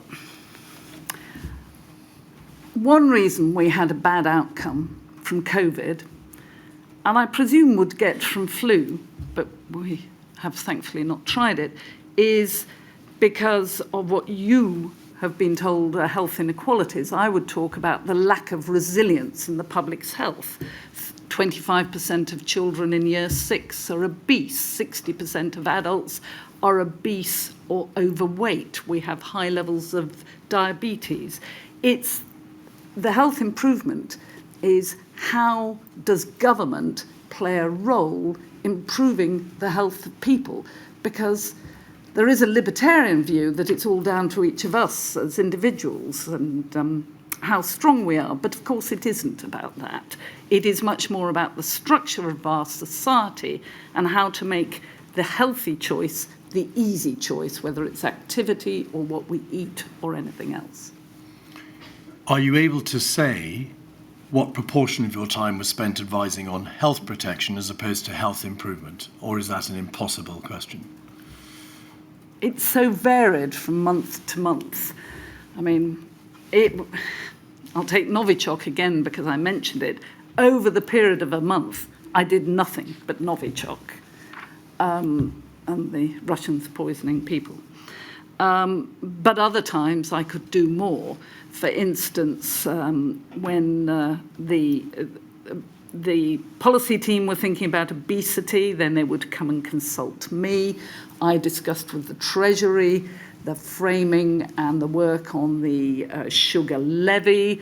I set up a challenge meeting inviting Cabinet Office, Prime Minister's Office, as well as our policy teams with academics around obesity, both to hear the latest evidence, but to model to people in government that I could say I didn't know. Please help me, please tell me. And that seemed to me important, not only the information, but the style of how you go about making policy. What do you mean by a challenge meeting? I got in people who were expert at things, and we would structure it so they would give short interventions with slides and then allow policymakers to say, but we thought this, or we want to do this, my lady, or them to say, you seem to be going, policymakers, in this direction, and our evidence suggests that this doesn't work, or you'd be better doing the following. So trying to get a constructive, challenging in a constructive way, discussions on some subjects. May I now ask you to put the position of Chief Medical Officer structurally into the right place in the overarching nature of the government, by which I mean the CMO does not sit in any government department, but was there any kind of administrative structure around you, an office, for example? And to what extent were you obliged to liaise with government departments, whether it be the Department of Health, whether it be the Cabinet Office, the Department of Levelling Up, Housing Communities, and so on?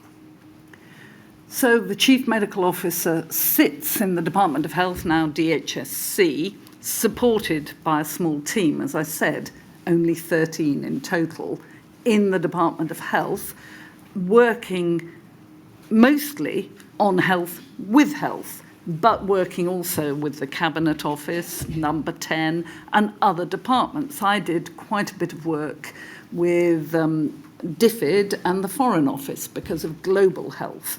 Not only do I care how people live and their health around the world, but our best insurance to nasty things coming here is making sure they don't overwhelm those countries and then move. Before you were Chief Medical Officer, as I summarised earlier, you were Chief Scientific Advisor in the department, what was then the Department of Health. Is the role of Chief Medical Officer equivalent at all to the role of a departmental Chief scientific advisor, or does it have a greater degree of independence? Oh, the CMO has, at least as I was, total independence of thought and the ability to advise. The chief scientific advisor is there to advise their department, and in that role I would try and help policy teams and ministers know what the latest science was, or if they'd commissioned something, look at it for some sanity or recommend peer reviewers.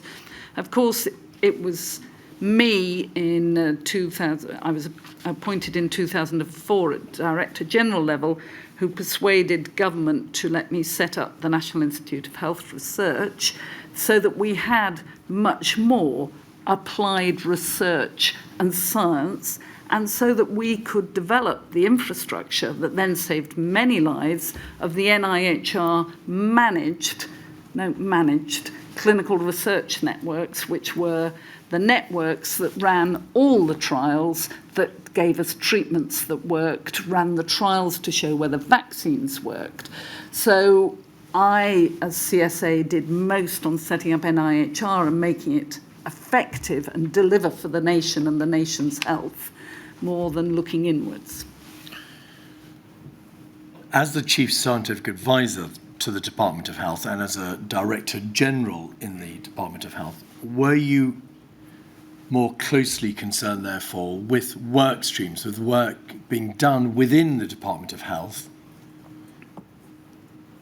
as opposed to the discharge of your functions latterly as Chief Medical Officer?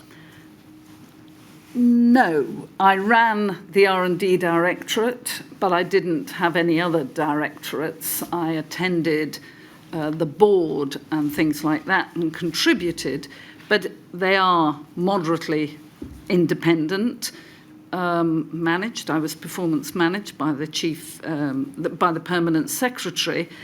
And of course, I think you will have heard something about Haldane, but the whole point of how we commission research in this country is that the politicians can not only set the budget, but decide on big areas they want investment, but they can't decide where the money goes. Indeed, one of my clashes with ministers was when they didn't like a recommendation that I had to clear with them, which had been advised by an international panel, and I had to say, it is your right to overrule me, but if you do, I will resign.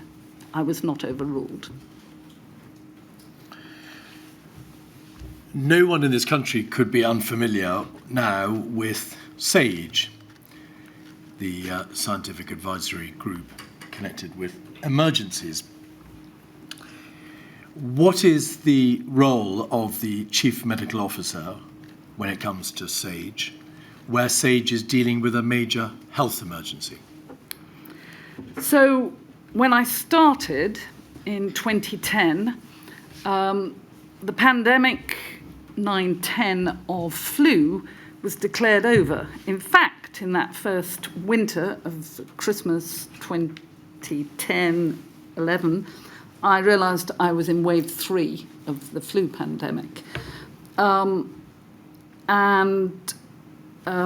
We also reviewed how things had gone in the 9-10 pandemic.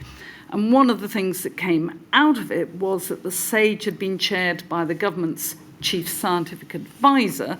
And though our chief scientific advisor, me at that time, had gone to SAGE, this wasn't a very good way of knitting together all the different bits of advice and trying to make it as effective as it should be.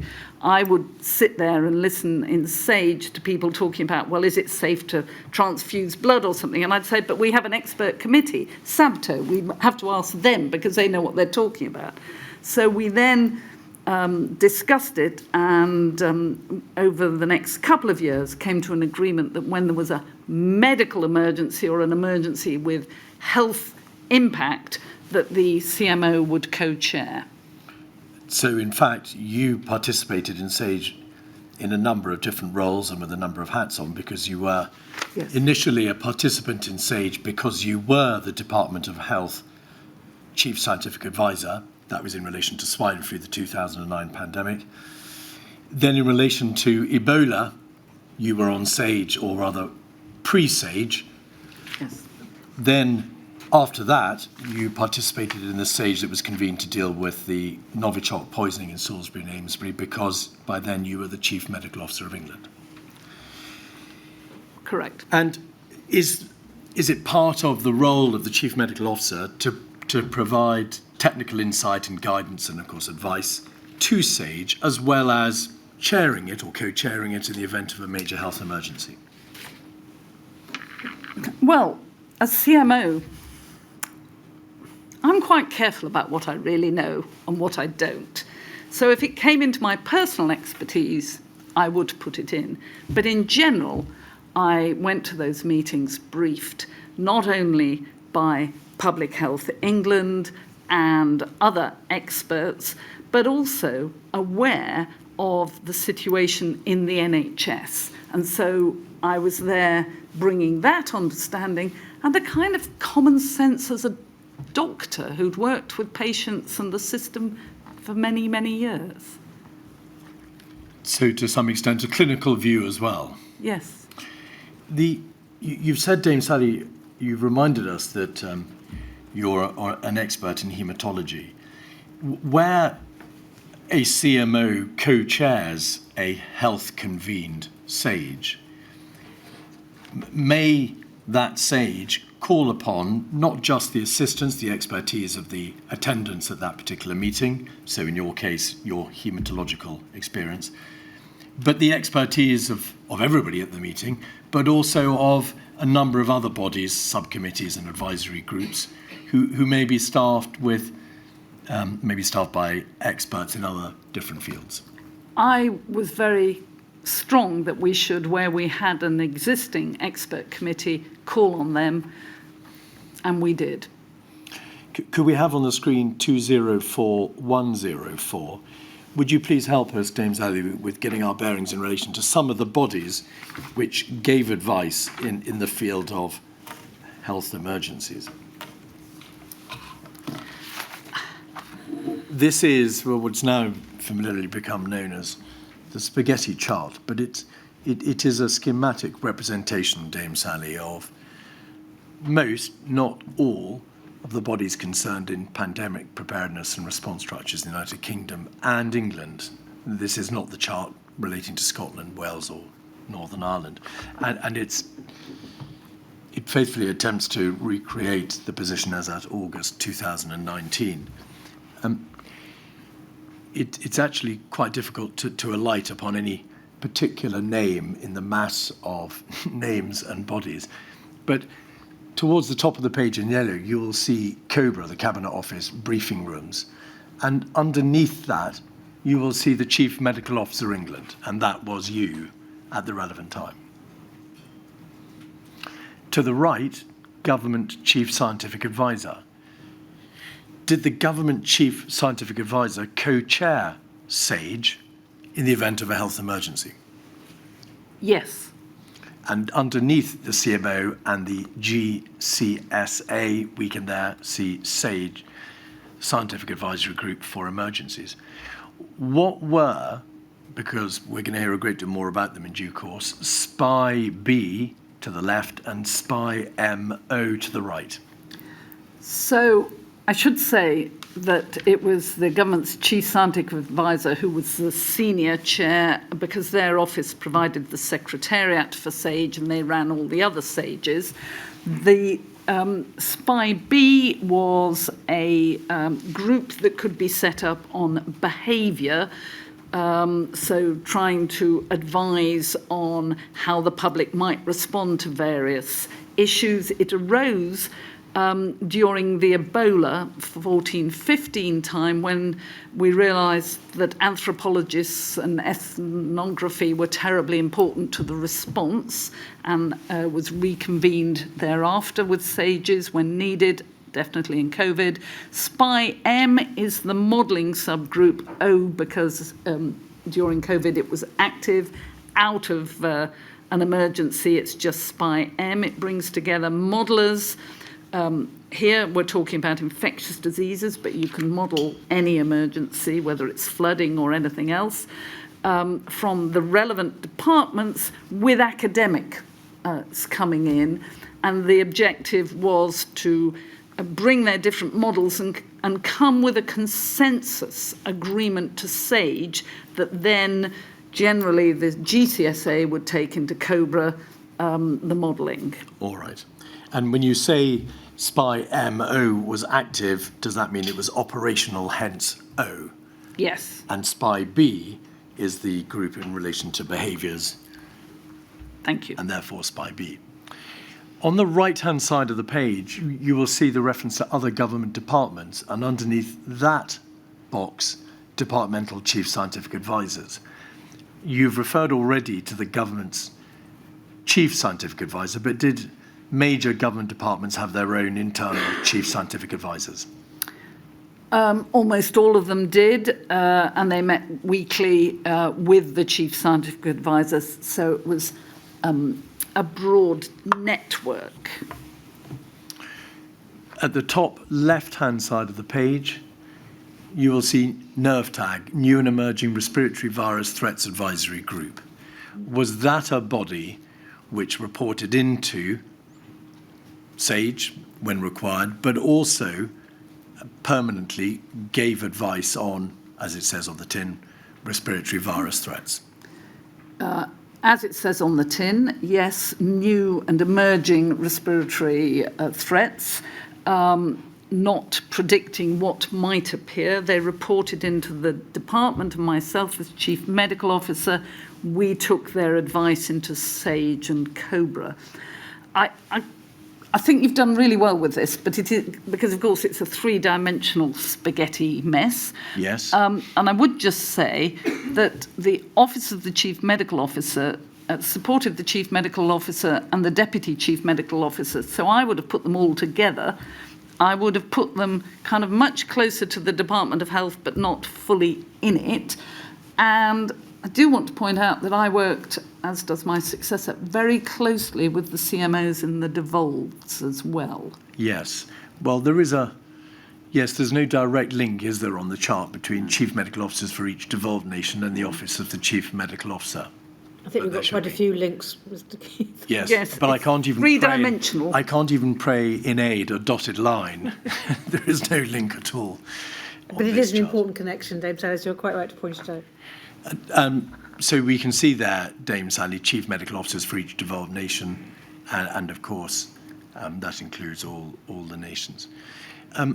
Further down the page, so to the right of chief medical officers for each devolved nation, but above the big blue box in the middle, there is something called the Moral and Ethical Advisory Group, MEAG.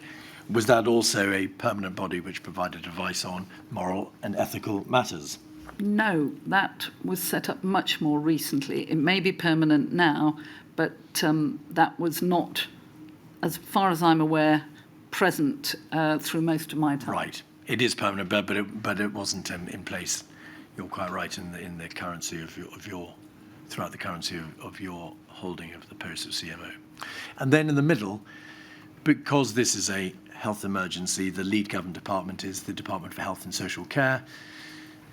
And within that blue box, just to the right of the marked up passage, DHSE Chief Scientific Advisor. So there's the CSA for the Department of Health and Social Care.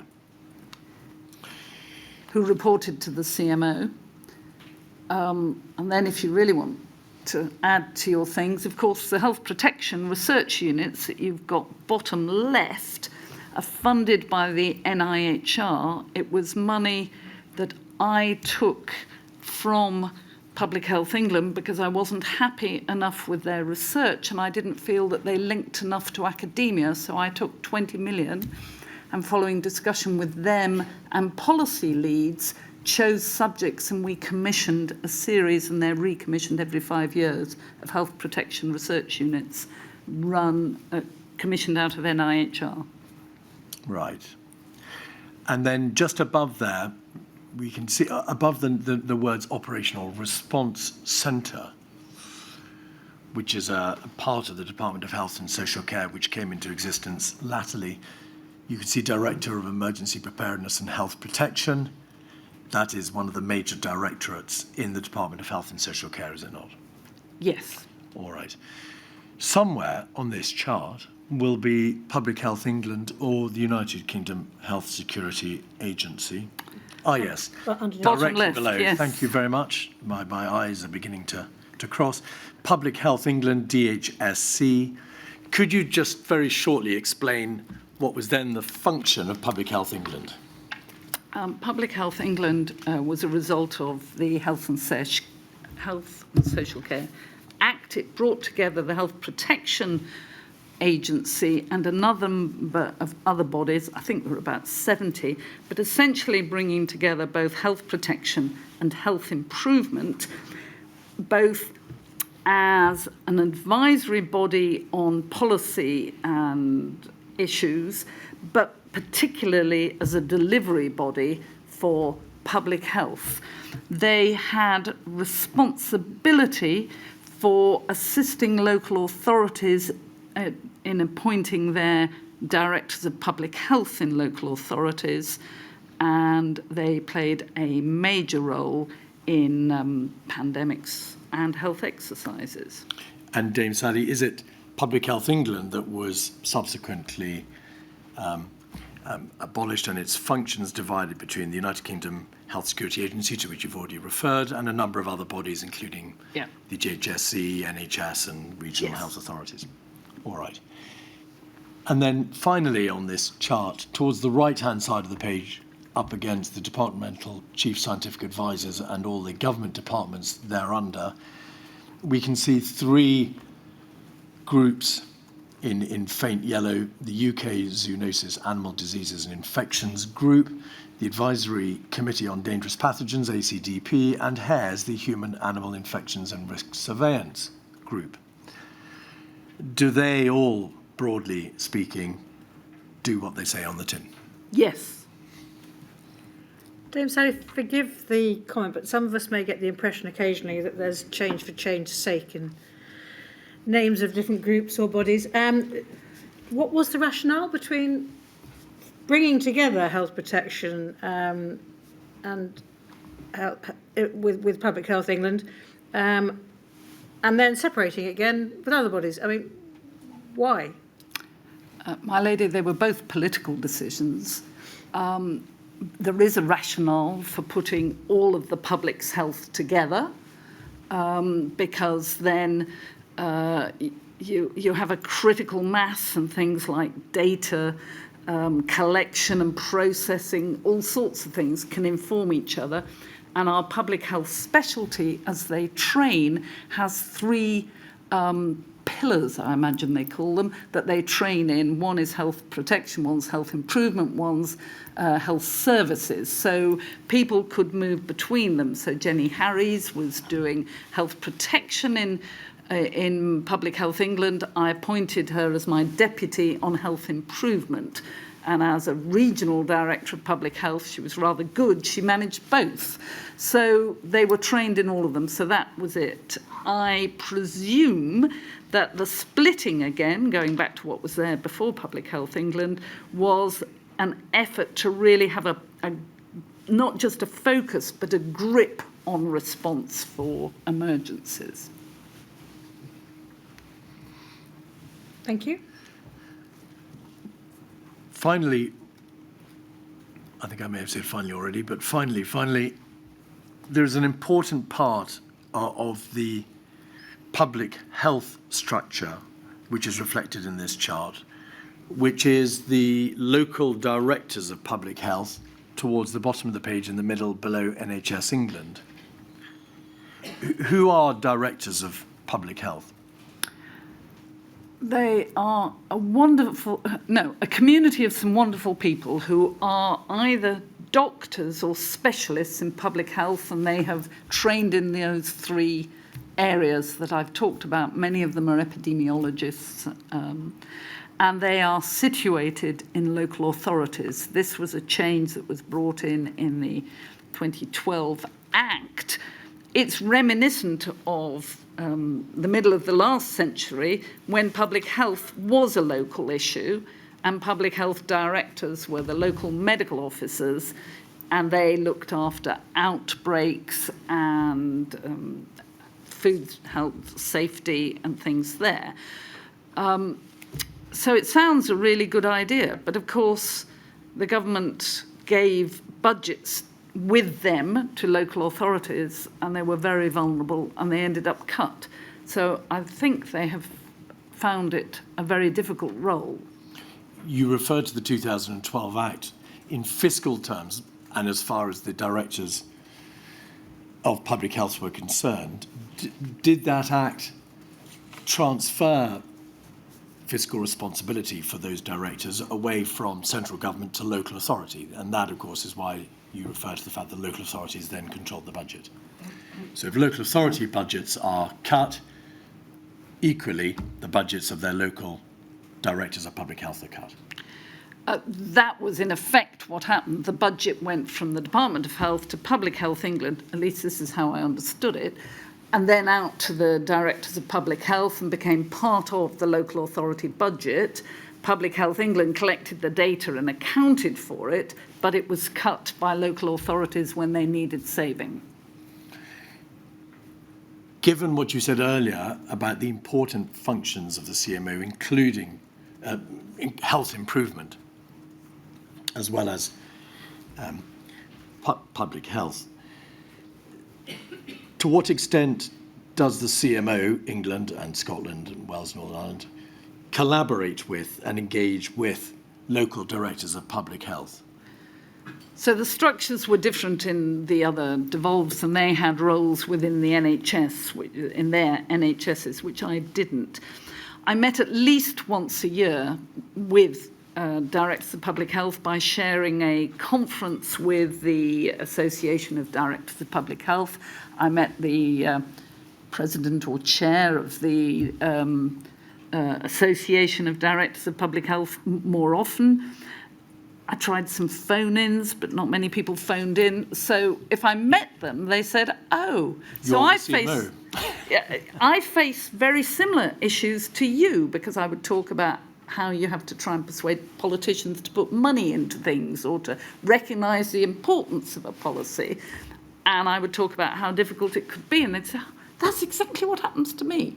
So we had similar jobs, but I didn't have a strong relationship. What about with local authorities more generally? So, for example, my lady's had evidence about local resilience forums who play an important part locally in civil contingency. They're on the bottom of the chart at the bottom left. Were there any meaningful links between the office of the Chief Medical Officer or the Chief Medical Officer and them? No, those links were either with Public Health England or with the EPRR programme. All right. And finally on this topic, the devolved administrations, you had regular meetings, did you not, with the CMOs and the deputy CMOs of the devolved administrations, and no doubt you had meetings with the national analogue of Public Health England, so Public Health Wales and the Public Health Agency in Northern Ireland and Health Protection Scotland. Were they all bodies with whom you communicated at some point? I regularly met in different ways with members of Public Health England. I did not have accountability meetings with Public Health England. That sat with the right Director General. I met just with the CMOs. We met 4 times a year formally, had dinner before to try and build trust, and I involved them in many projects. So when I was asked by David Cameron to write guidelines on alcohol consumption, I asked them to join me. The same with physical activity, the same with the report on screen time, because doing the work together made it much more powerful. It built our relationships for when there were difficult times, and actually it's much easier for UK citizens across the UK if it's one set of guidelines for the whole of the UK. So I did quite a lot of work with them, as did my office, and the civil servants, whether from Public Health England or the department, who were leading bits of this work on my behalf. Thank you very much. Could we now turn to the issue of risk assessment? Melanie has heard a considerable amount of evidence concerning what is now known as the National Security Risk Assessment process. And you were CMO until October of 2019, I think the National Security Risk Assessment for 2019 was approved in July of that year, prior to you leaving the office of Chief Medical Officer in October 2019. Do you recall having any input into or debating or discussing the draft 2019 National Security Risk Assessment? I don't recall, to be honest, but on the other hand, a lot of documents went past me, and I don't have the world's greatest memory, which is why I've had to bring some notes. And if I thought it was all right, it wouldn't be likely to stick. A point made by the Cabinet Office, both in writing and orally before this inquiry last week, was that the risk assessment process, in particular the National Security Risk Assessment for 2019, was subject to a considerable degree of external validation, checking. And it was examined by departmental chief scientific advisors, I quote, policy subject experts, external experts, the Scientific Pandemic Influenza Group on Modelling, the Risk Assessment Steering Group, RASG, and what are known as expert challenge groups, to which you referred earlier. Did they include the CMO? Not that I recall, but if the CSA at that time was Professor Chris Whitty was there, I would not feel the need. I trusted him, and he was CSA. I mean, there's a limit to the duplication. No, indeed.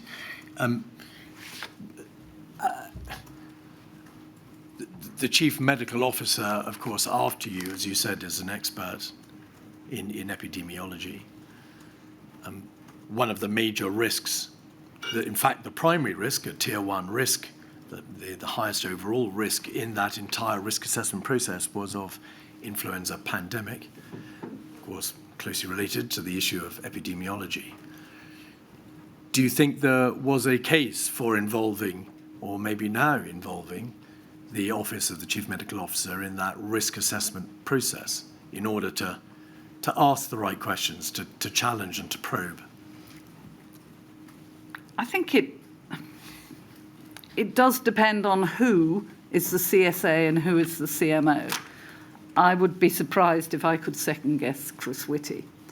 I do know that I made sure that antimicrobial resistance stayed on the list because I've had such trouble trying to raise awareness of this.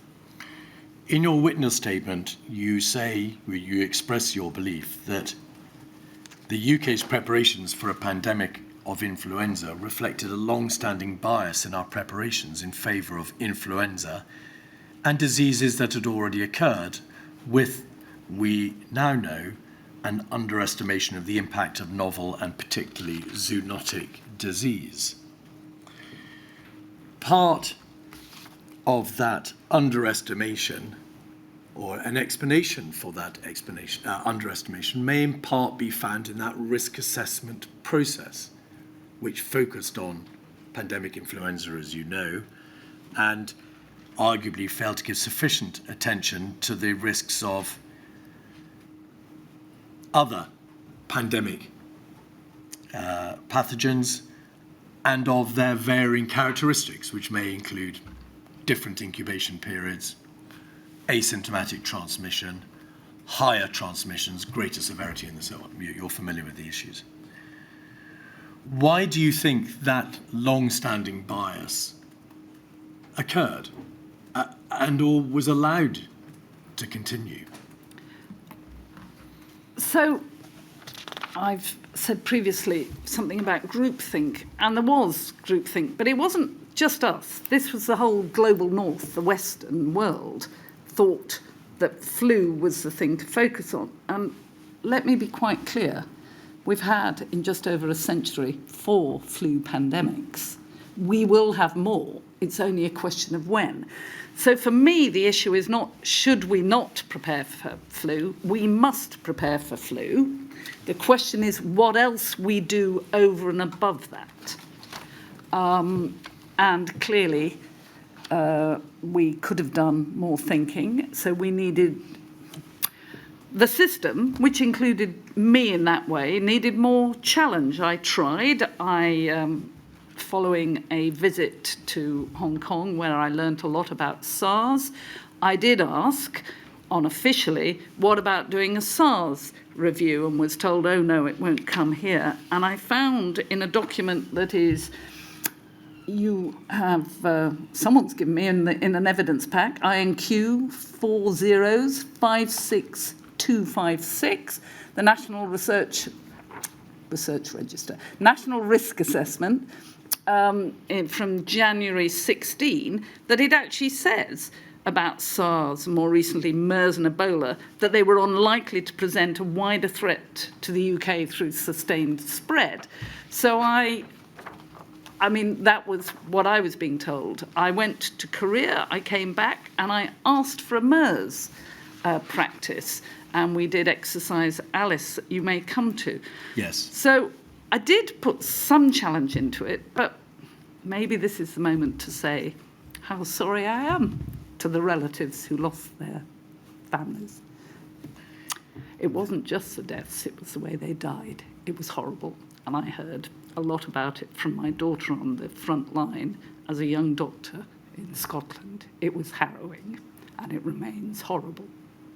Indeed.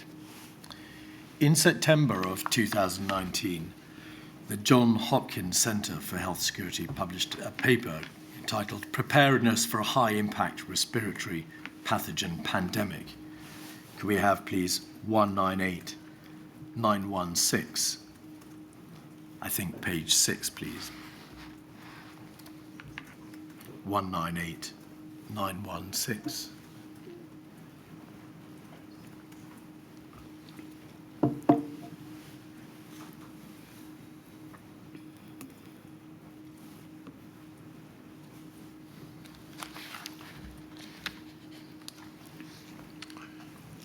The report examined from a well-known, renowned body the current state of preparedness just on the eve of the pandemic for pandemics caused by high-impact respiratory pathogens, that is, pathogens with the potential for widespread transmission and high observed mortality.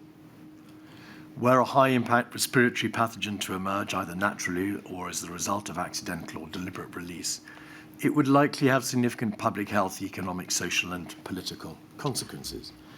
Novel high-impact respiratory pathogens, so just pausing there, not just, of course, influenza, have a combination of qualities that contribute to their potential to initiate a pandemic.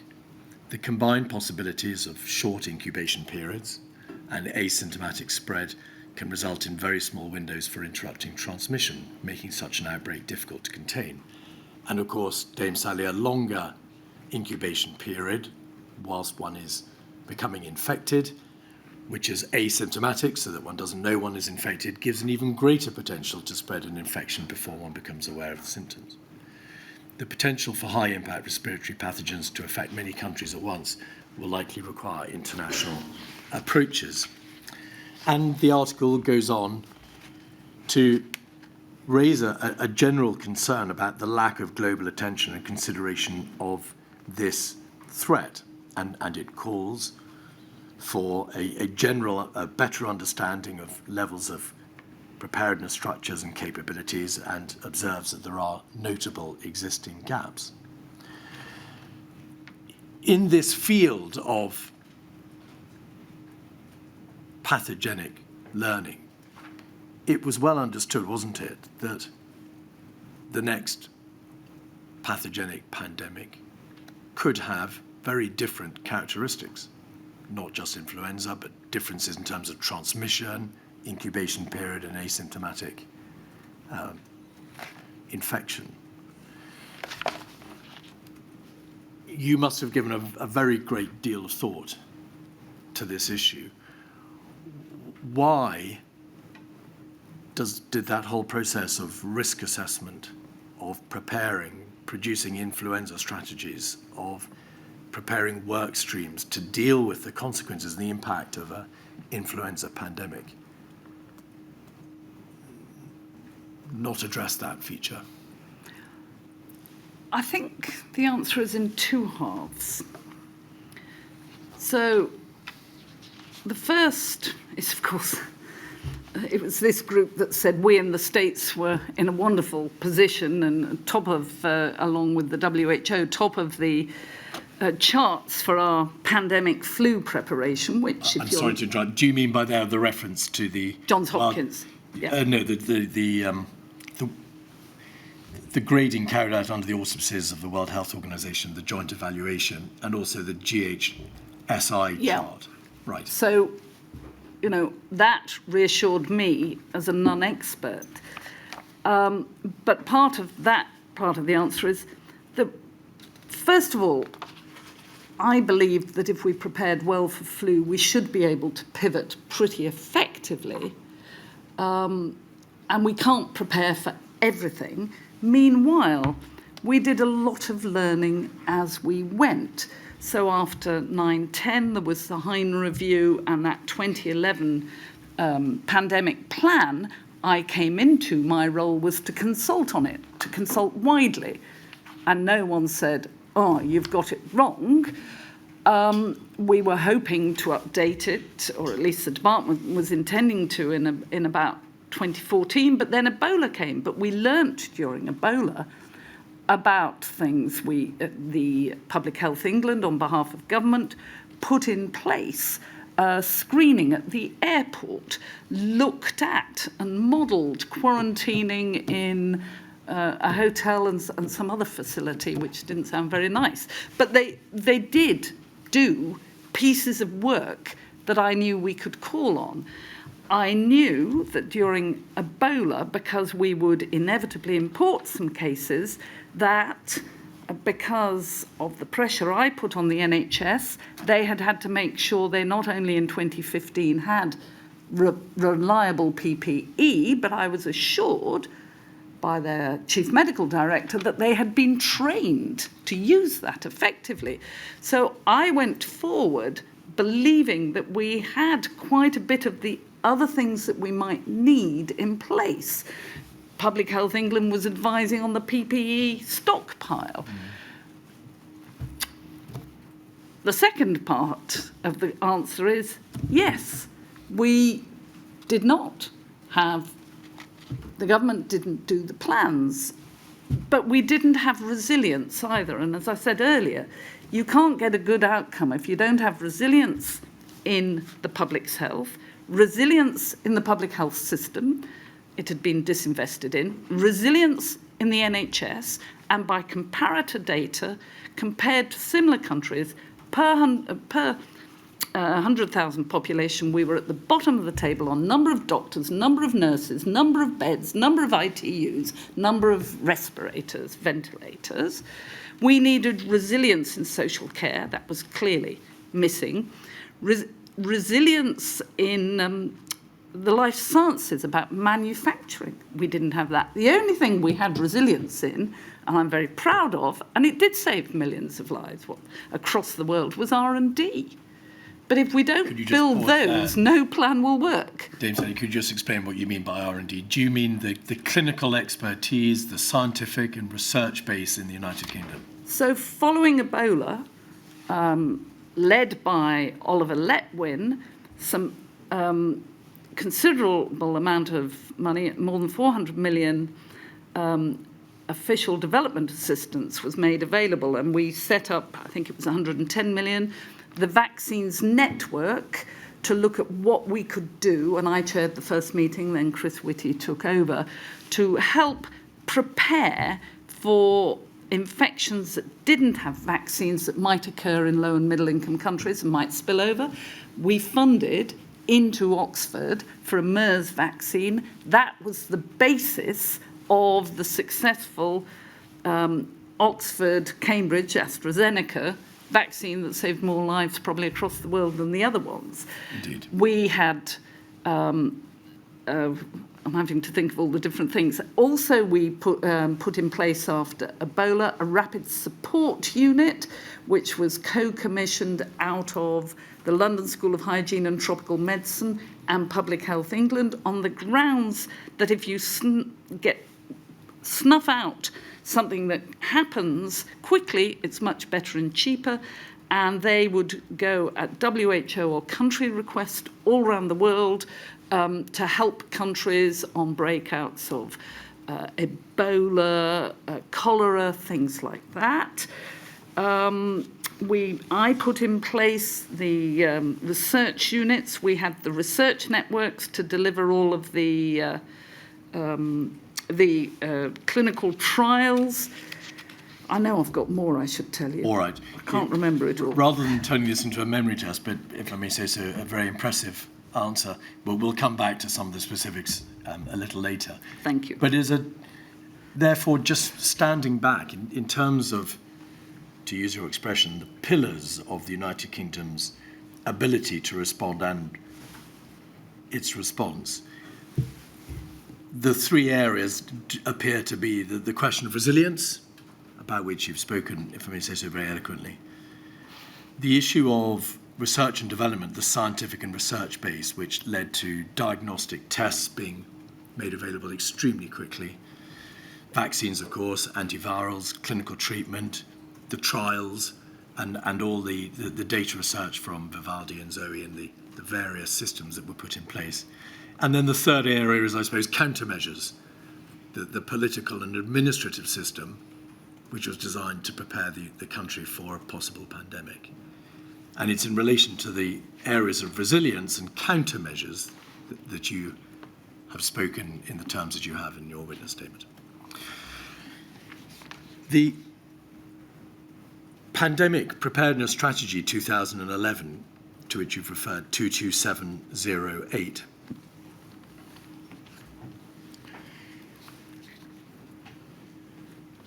Dame Sally, I dare say that when the strategy came to you for your review, you said you had an input into it. Of course, it called itself the Influenza Pandemic Strategy. So I don't suppose anybody was thinking about what other pandemics this strategy document should be designed to address. I was not. It was the beginning of my period. I had a lot to learn. Page 15 says this.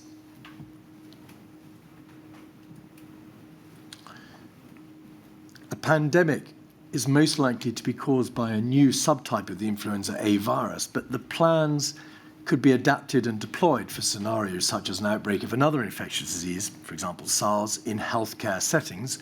I pause there.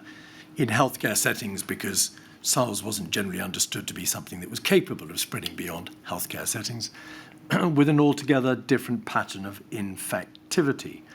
Is that the same point that you made earlier, which is that you understood that the strategy was to have a plan for influenza, which could then be adapted for the purposes of a non-influenza pandemic? This was written by my predecessor, who knew much more about this than me. I mean, looking at it now, I still think that some of the plan was very useful and can be very useful, but there was more we should have done. Do you recall any debate when you were the Chief Medical Officer on the need to update this single, there was no other strategy for influenza pandemic, this single strategy, or to produce a strategy document relating to non-influenza pandemics? No, but I suppose in a way that's why I wanted, practices, because do you need something else written and long? What you need is the people who will be involved to learn lessons and know how to put it into practice. So I asked, after the German outbreak of E. coli, where a number of children died, that we should do an E. coli exercise. I asked about SARS. I initiated by asking for it the MERS one.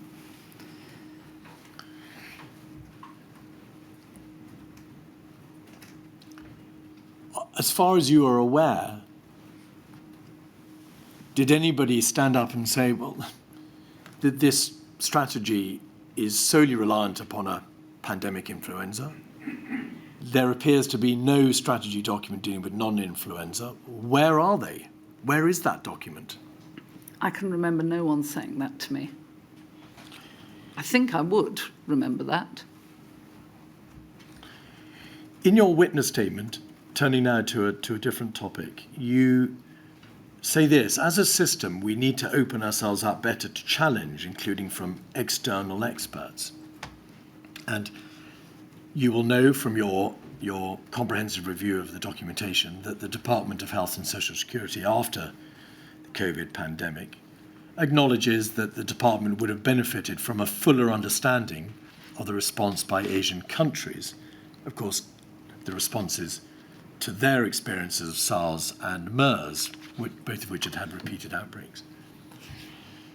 Can you assist the inquiry, please, as to, again, you must have given this a great deal of thought, as to how we can better learn from the experience of other countries, other systems, and perhaps overseas experts, because that appears to have been missing in the system at the time.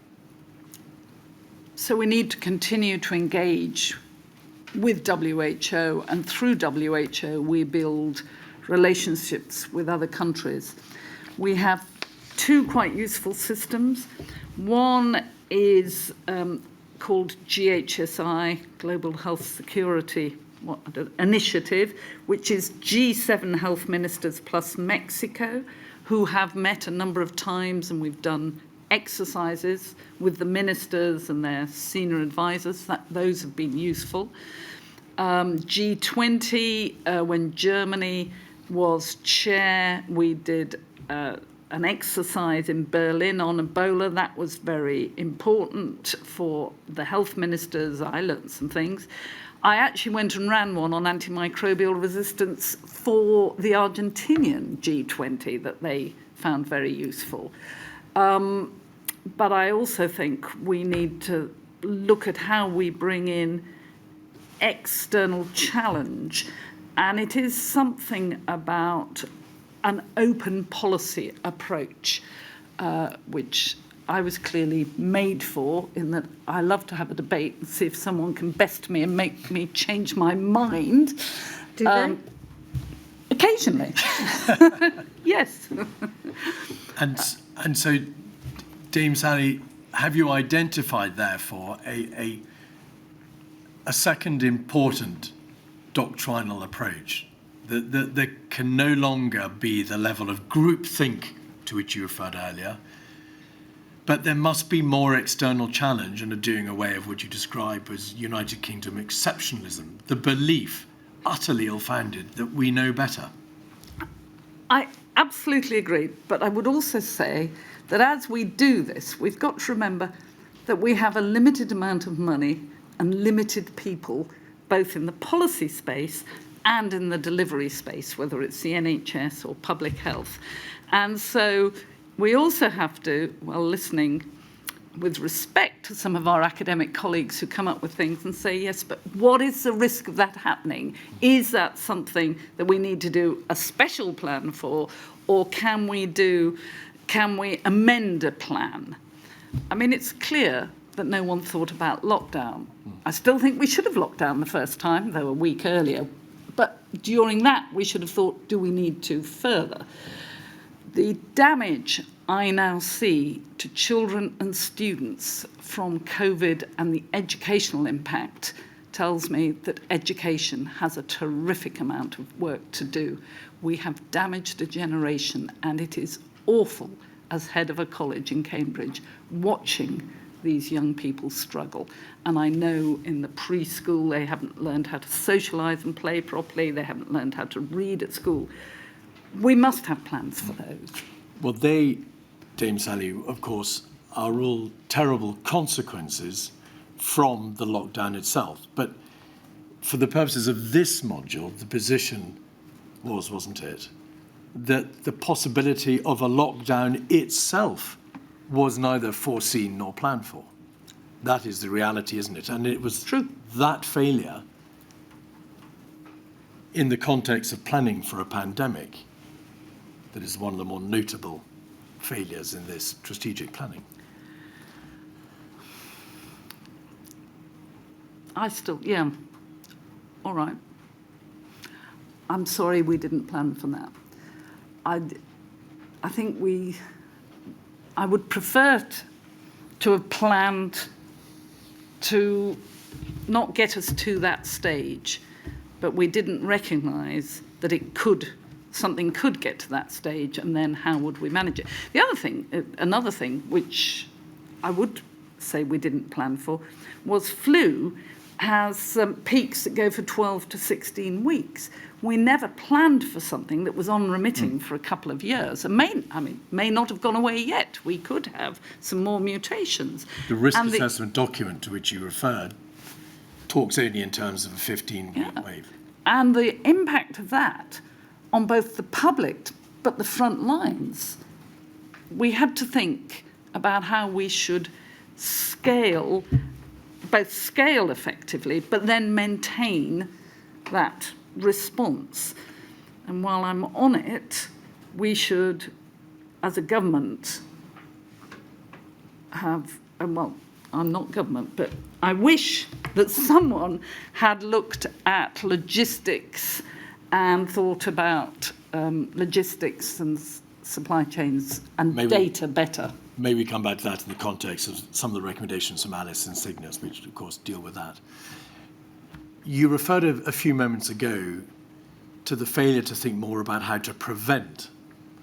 Is that a reference to perhaps a further doctrinal error or strategic error, which was the focus on trying to deal with the assumed catastrophic consequences of an emergency, as opposed to trying to prevent those catastrophic consequences from occurring in the first place? What did you mean by that? Yes, that was what I was referring to. That we worked on response, and I do not remember a conversation about, so how do we stop it getting here? In part because the international health regulations of the WHO, to which almost every country signed up to, say that when a pandemic kicks off, you do not close the borders. But I did learn during Ebola some important lessons. So the government, David Cameron, wanted to look at closing borders. Public Health England said it wasn't cost effective. And what I learnt was there are times when you have to do things that may not look cost effective because the nation needs them.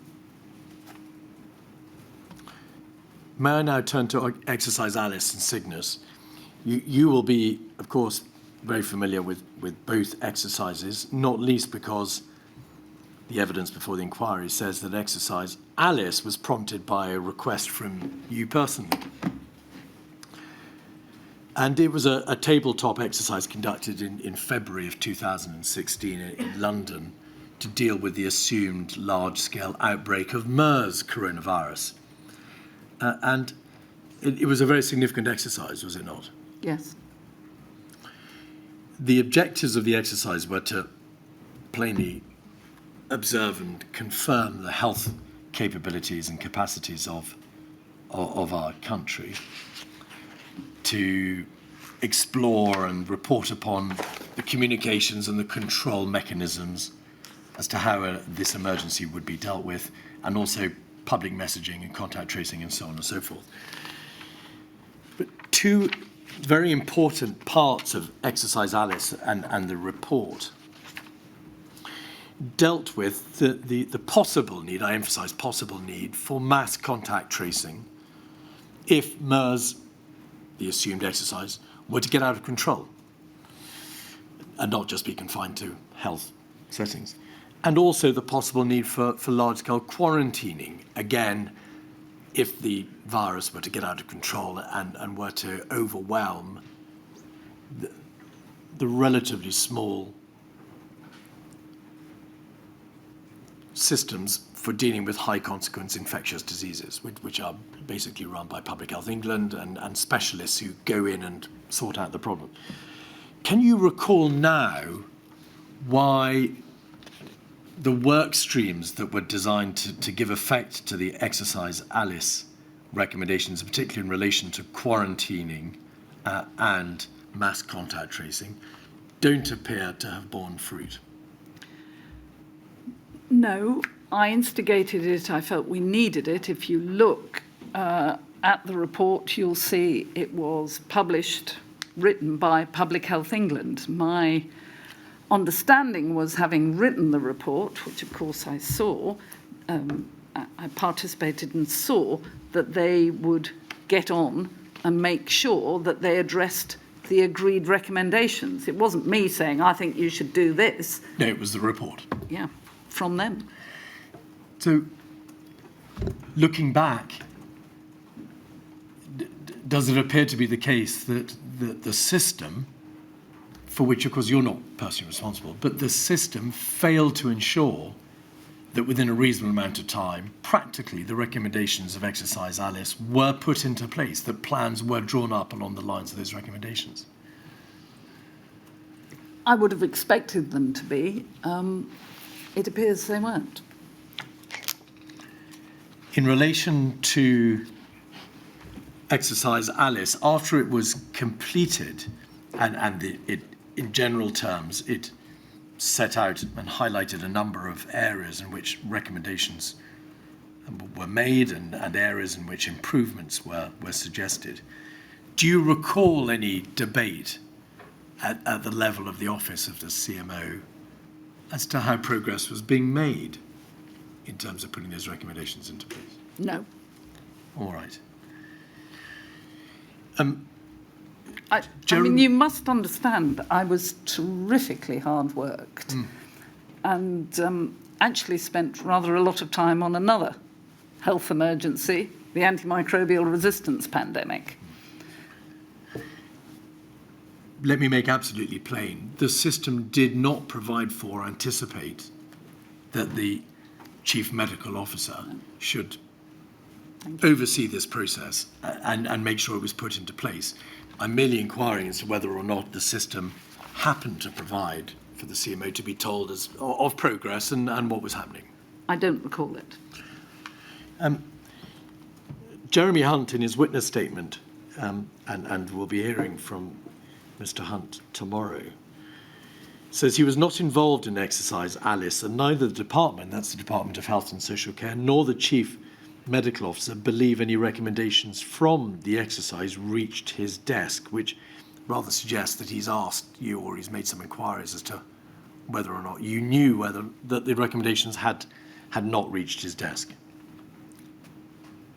So I developed a trusting relationship with that particular Secretary of State and felt that I should get on with my work and go to him when I needed to. I asked for this. There were good recommendations. I don't think I did take it to him because it seemed to me the work was done. He was busy. He didn't need to worry about it. And you could sensibly presume that the system would be in place to ensure the recommendations were acted upon and the steps were taken. Exercise Cygnus was an even bigger exercise, was it not? It was a Tier 1 national level pandemic influenza exercise in October of the same year with near on 1,000 representatives. And it was designed to test the United Kingdom's preparedness and response to a pandemic influenza outbreak commissioned by the Department of Health and commissioned, I think, at a stage when you would by then have ceased being the chief scientific advisor in the Department of Health. Yeah. I say this advisedly. You were merely at that stage just the CMO, but you weren't directly engaged within the Department of Health. To what extent were you aware of the outcome of Exercise Cygnus? I was not party to the work in 2014, and in August there was a one-day exercise Cygnus that set up Cygnus. Yes. Cygnus itself went for 3 days in October. I was part of that in receiving both briefings, briefing the Secretary of State and going to the mock Cobras and commenting and advising. The report makes plain that you yourself had called for more regular programmes of Tier 1 pandemic flu exercises. Yes. Is that correct? Along with the Permanent Secretary who agreed with me. And it was your position, and you publicly stated it, that it was essential to build on the learnings from exercise Cygnus to ensure continuity in the country's preparedness. And you suggested that in future, Tier 1 pandemic flu exercises be conducted coinciding with the beginning of every new parliament, which would ensure regular and significant exercises. Yes. Do you know what came of your public and consistent recommendation to that effect? No.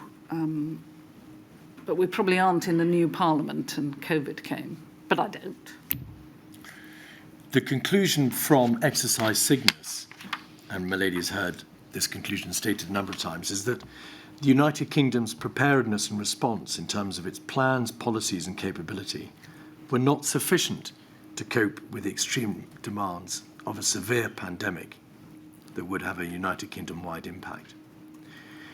This was an exercise which, at least indirectly, you had called for, which you promoted and you supported, and you wanted such exercises to take place more regularly. Were you extremely concerned by that conclusion, the conclusion of the process to which you had lent your support? I thought it was a correct conclusion, and I hoped that it would spur more work. It did set off some streams of work that I was concerned about. One being how, if our NHS is overwhelmed, should we triage the work? And that piece of work went through, and it was in fact that which precipitated or pushed for the need to have a medical and ethical group that you referred to earlier. Another piece was, as we worked through it and things were clearly out of control, somebody representing a minister or someone would say, well, we could take emergency powers for, and I highlighted that we should work out what were all these possible emergency powers and draft a draft act so that we were prepared, and over the next 2 years that was worked on. So I had feedback occasionally from the civil services contingency on how that was progressing very slowly, and the triage work from the NHS, which I saw through to a conclusion and shared with ministers. The other work I was not particularly party to. And is that because, Dame Sally, the Chief Medical Officer was not expected and in no way expected to be able to supervise the outcome of the recommendations and whether they were implemented, let alone the work streams which were designed to give effect to those recommendations? So some of the work streams came across your desk because they happened to be within the reach of the CMO. So, for example, one was drafting a bill called the Draft Pandemic Bill, to deal with providing the necessary regulatory powers for a pandemic, although in the event, as we all know, the lockdown regulations in the main were promulgated under earlier public health legislation dating back to 1964. A second work stream was dealing with the medical and ethical consequences flowing from the terrible decisions of hospitals to have to triage patients. A third work stream was dealing with surge capacity. A fourth was dealing with the impact on prisons. Were you aware that of the 22 or so recommendations, only, I think, a bare majority were actually completed or in part completed? No, I wasn't. But the CMO has strength by being advisory and independent. So there is a limit to what that office can do when only 13 people chief scientific advisor has 100 people. Thank you. Would you give me one moment?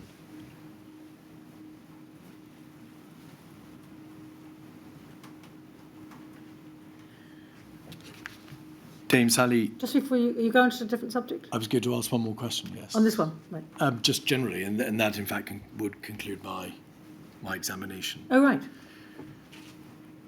You have been good enough to provide my lady with a number of observations and thoughts and suggestions in relation to how this system could be made better.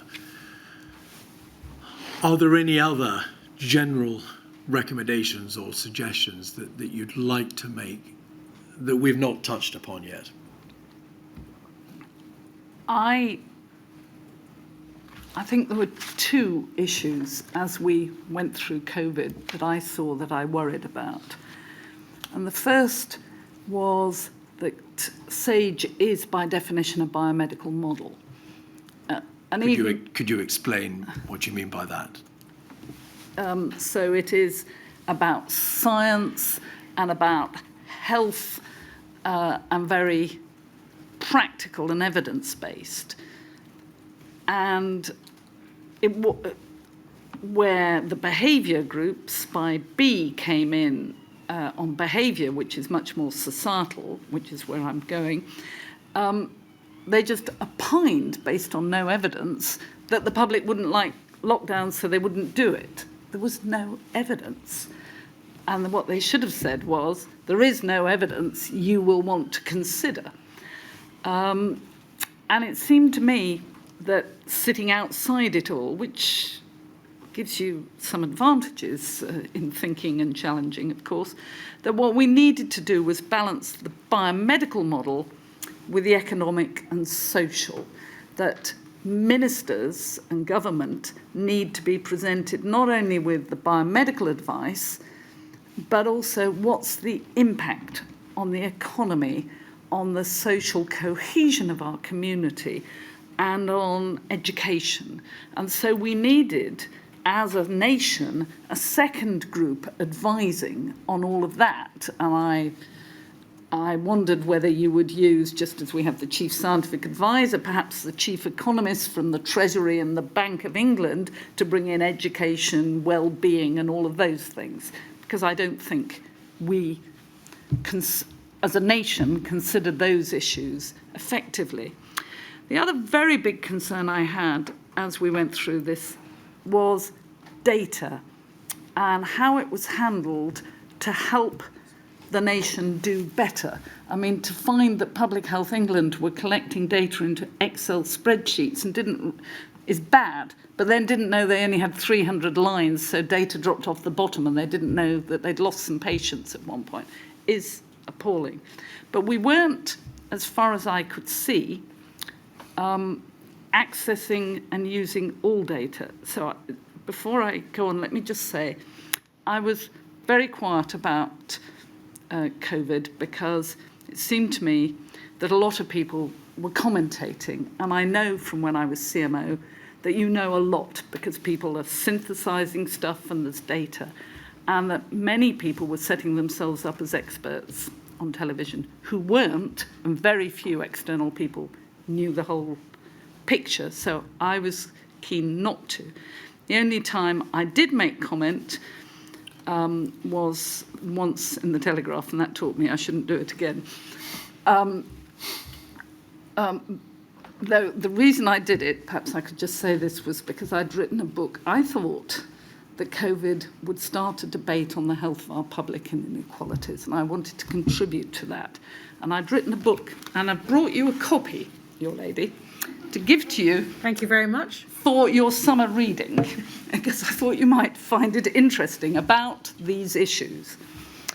So I was quite careful. But the other thing I did do, because I didn't think we were using data well, is I raised £7.5 million and set up a charity called the Trinity Challenge to look at how we could use data from different sources better to predict a pandemic, diagnose it, prevent it, manage it, And we got 340 applications from 62 countries, and we had the most amazing prize winners from all around the world using data differently that could then help our response. One of the second prize winners was from Cambridge, our mathematicians. 3.4 billion blood counts are done across the world. The printout looks like when I was a student, which was decades ago. 80% are done on a Japanese technology where under the decks there's a black box with 70 more parameters. Using data from Addenbrooke's Hospital in Cambridge from the year before COVID and then COVID, they think they've found a COVID signature. Just imagine, using AI, you can find that. So then as people come in, you can screen them, you can triage. The winner was a Taiwan where farmers photograph sick and dead animals and send it to a vet who then begin to put data together and advise them because it matters to them economically, but thinking about diseases in animals that could hop to humans and visit if needed. So I felt we could use data better and differently. And I think as we go forward, we need not only to work cross-government to make, and it will be statutory what's needed, to make the resilience of the public health right, but also we're going to have to fund much better data, probably in partnership with academics, because governments find it difficult to be at the cutting edge. I remember quite early in the pandemic, some of our Cambridge mathematicians coming to me saying, the modelling's, it's out of date and it's for flu. We can do much better. So I asked them to go to the Royal Society, and then they were brought in by Patrick Vallance into the modelling, and then we had much better modelling. But we have to find ways to work much better with the cutting edge of our superb academics. May I be permitted to thank you for those thoughts? I should say that they're all areas which Milady will be addressing in Module 2, so specifically data, the diversity and makeup of SAGE and modelling. But if I may ask you one further question to tie some of the points that you've made to this module and preparedness. You've referred to the fact that the advisors and experts who are having to grapple with COVID may have failed to pay sufficient regard to behavioural change, in essence, the issue, if I can put it perhaps rather crudely, the possibility that the country and its citizens would react instinctively to the need to protect themselves from COVID, and therefore an issue arose as to whether or not a lockdown was required because the populace might just self-isolate naturally and in any event. Was behavioural change something that had come out of a survey of South Korea's response to the MERS pandemic, and which was the subject of a specific recommendation in Exercise Alice, which was the assumed MERS exercise in the United Kingdom? I don't think I know what you're getting at. What I would say is came out of both SARS and MERS in Asia was the desire when there's a respiratory risk to wear a mask. And WHO would not recommend masks because there were no randomised controlled trials. Well, blow me. You can't do a randomised controlled trial properly because you don't know whether someone's infected or not. You don't know whether they're wearing them properly or not. But common sense says that wearing masks will give some protection. And actually, I think that's where the science has ended up. So that came out of MERS and SARS, but that wasn't the what issue you were of getting at. behavioural change was something that was flagged up in the Exercise Alice report. Yeah. But very little appears to be done in relation to taking that thought or that work stream, to use a word beloved of the bureaucracy, further thereafter. True, and I think I'm arguing by saying we need a separate committee that thinks about behaviour and society so that it's not locked into health behaviour people, but is a much broader church of experts. I'm sorry for turning my back. I do apologise. I was just receiving a message. Milady, I believe there's been a request under Rule 10.4 for me to ask a question about exercise Cygnus, if I may do that. I think the evidence shows that exercise Cygnus was originally planned for 2014, but was delayed for a number of reasons. Can you recall why the carrying out of exercise Cygnus was delayed?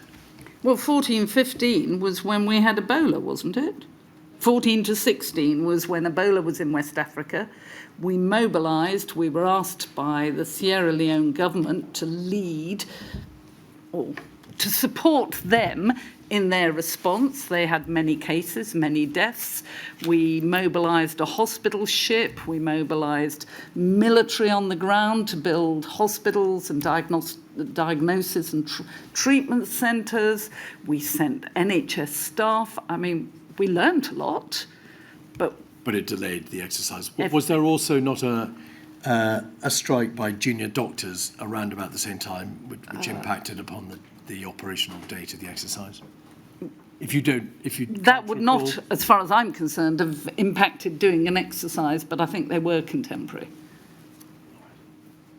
My lady, those are all the questions that I have for Dame Sally. Thank you very much. Thank you very much indeed, Sally. I'm very grateful, and I shall read your book. Summer reading, you said, rather than bedtime reading. Yes. Thank you very much indeed for your help and for your work. Thank you. My lady, that concludes the evidence for today. Very good. Apologies, stenographer, for going on over the hour and a quarter. Hope she'll forgive us. Very well. 10 o'clock tomorrow morning. Please. Thank you.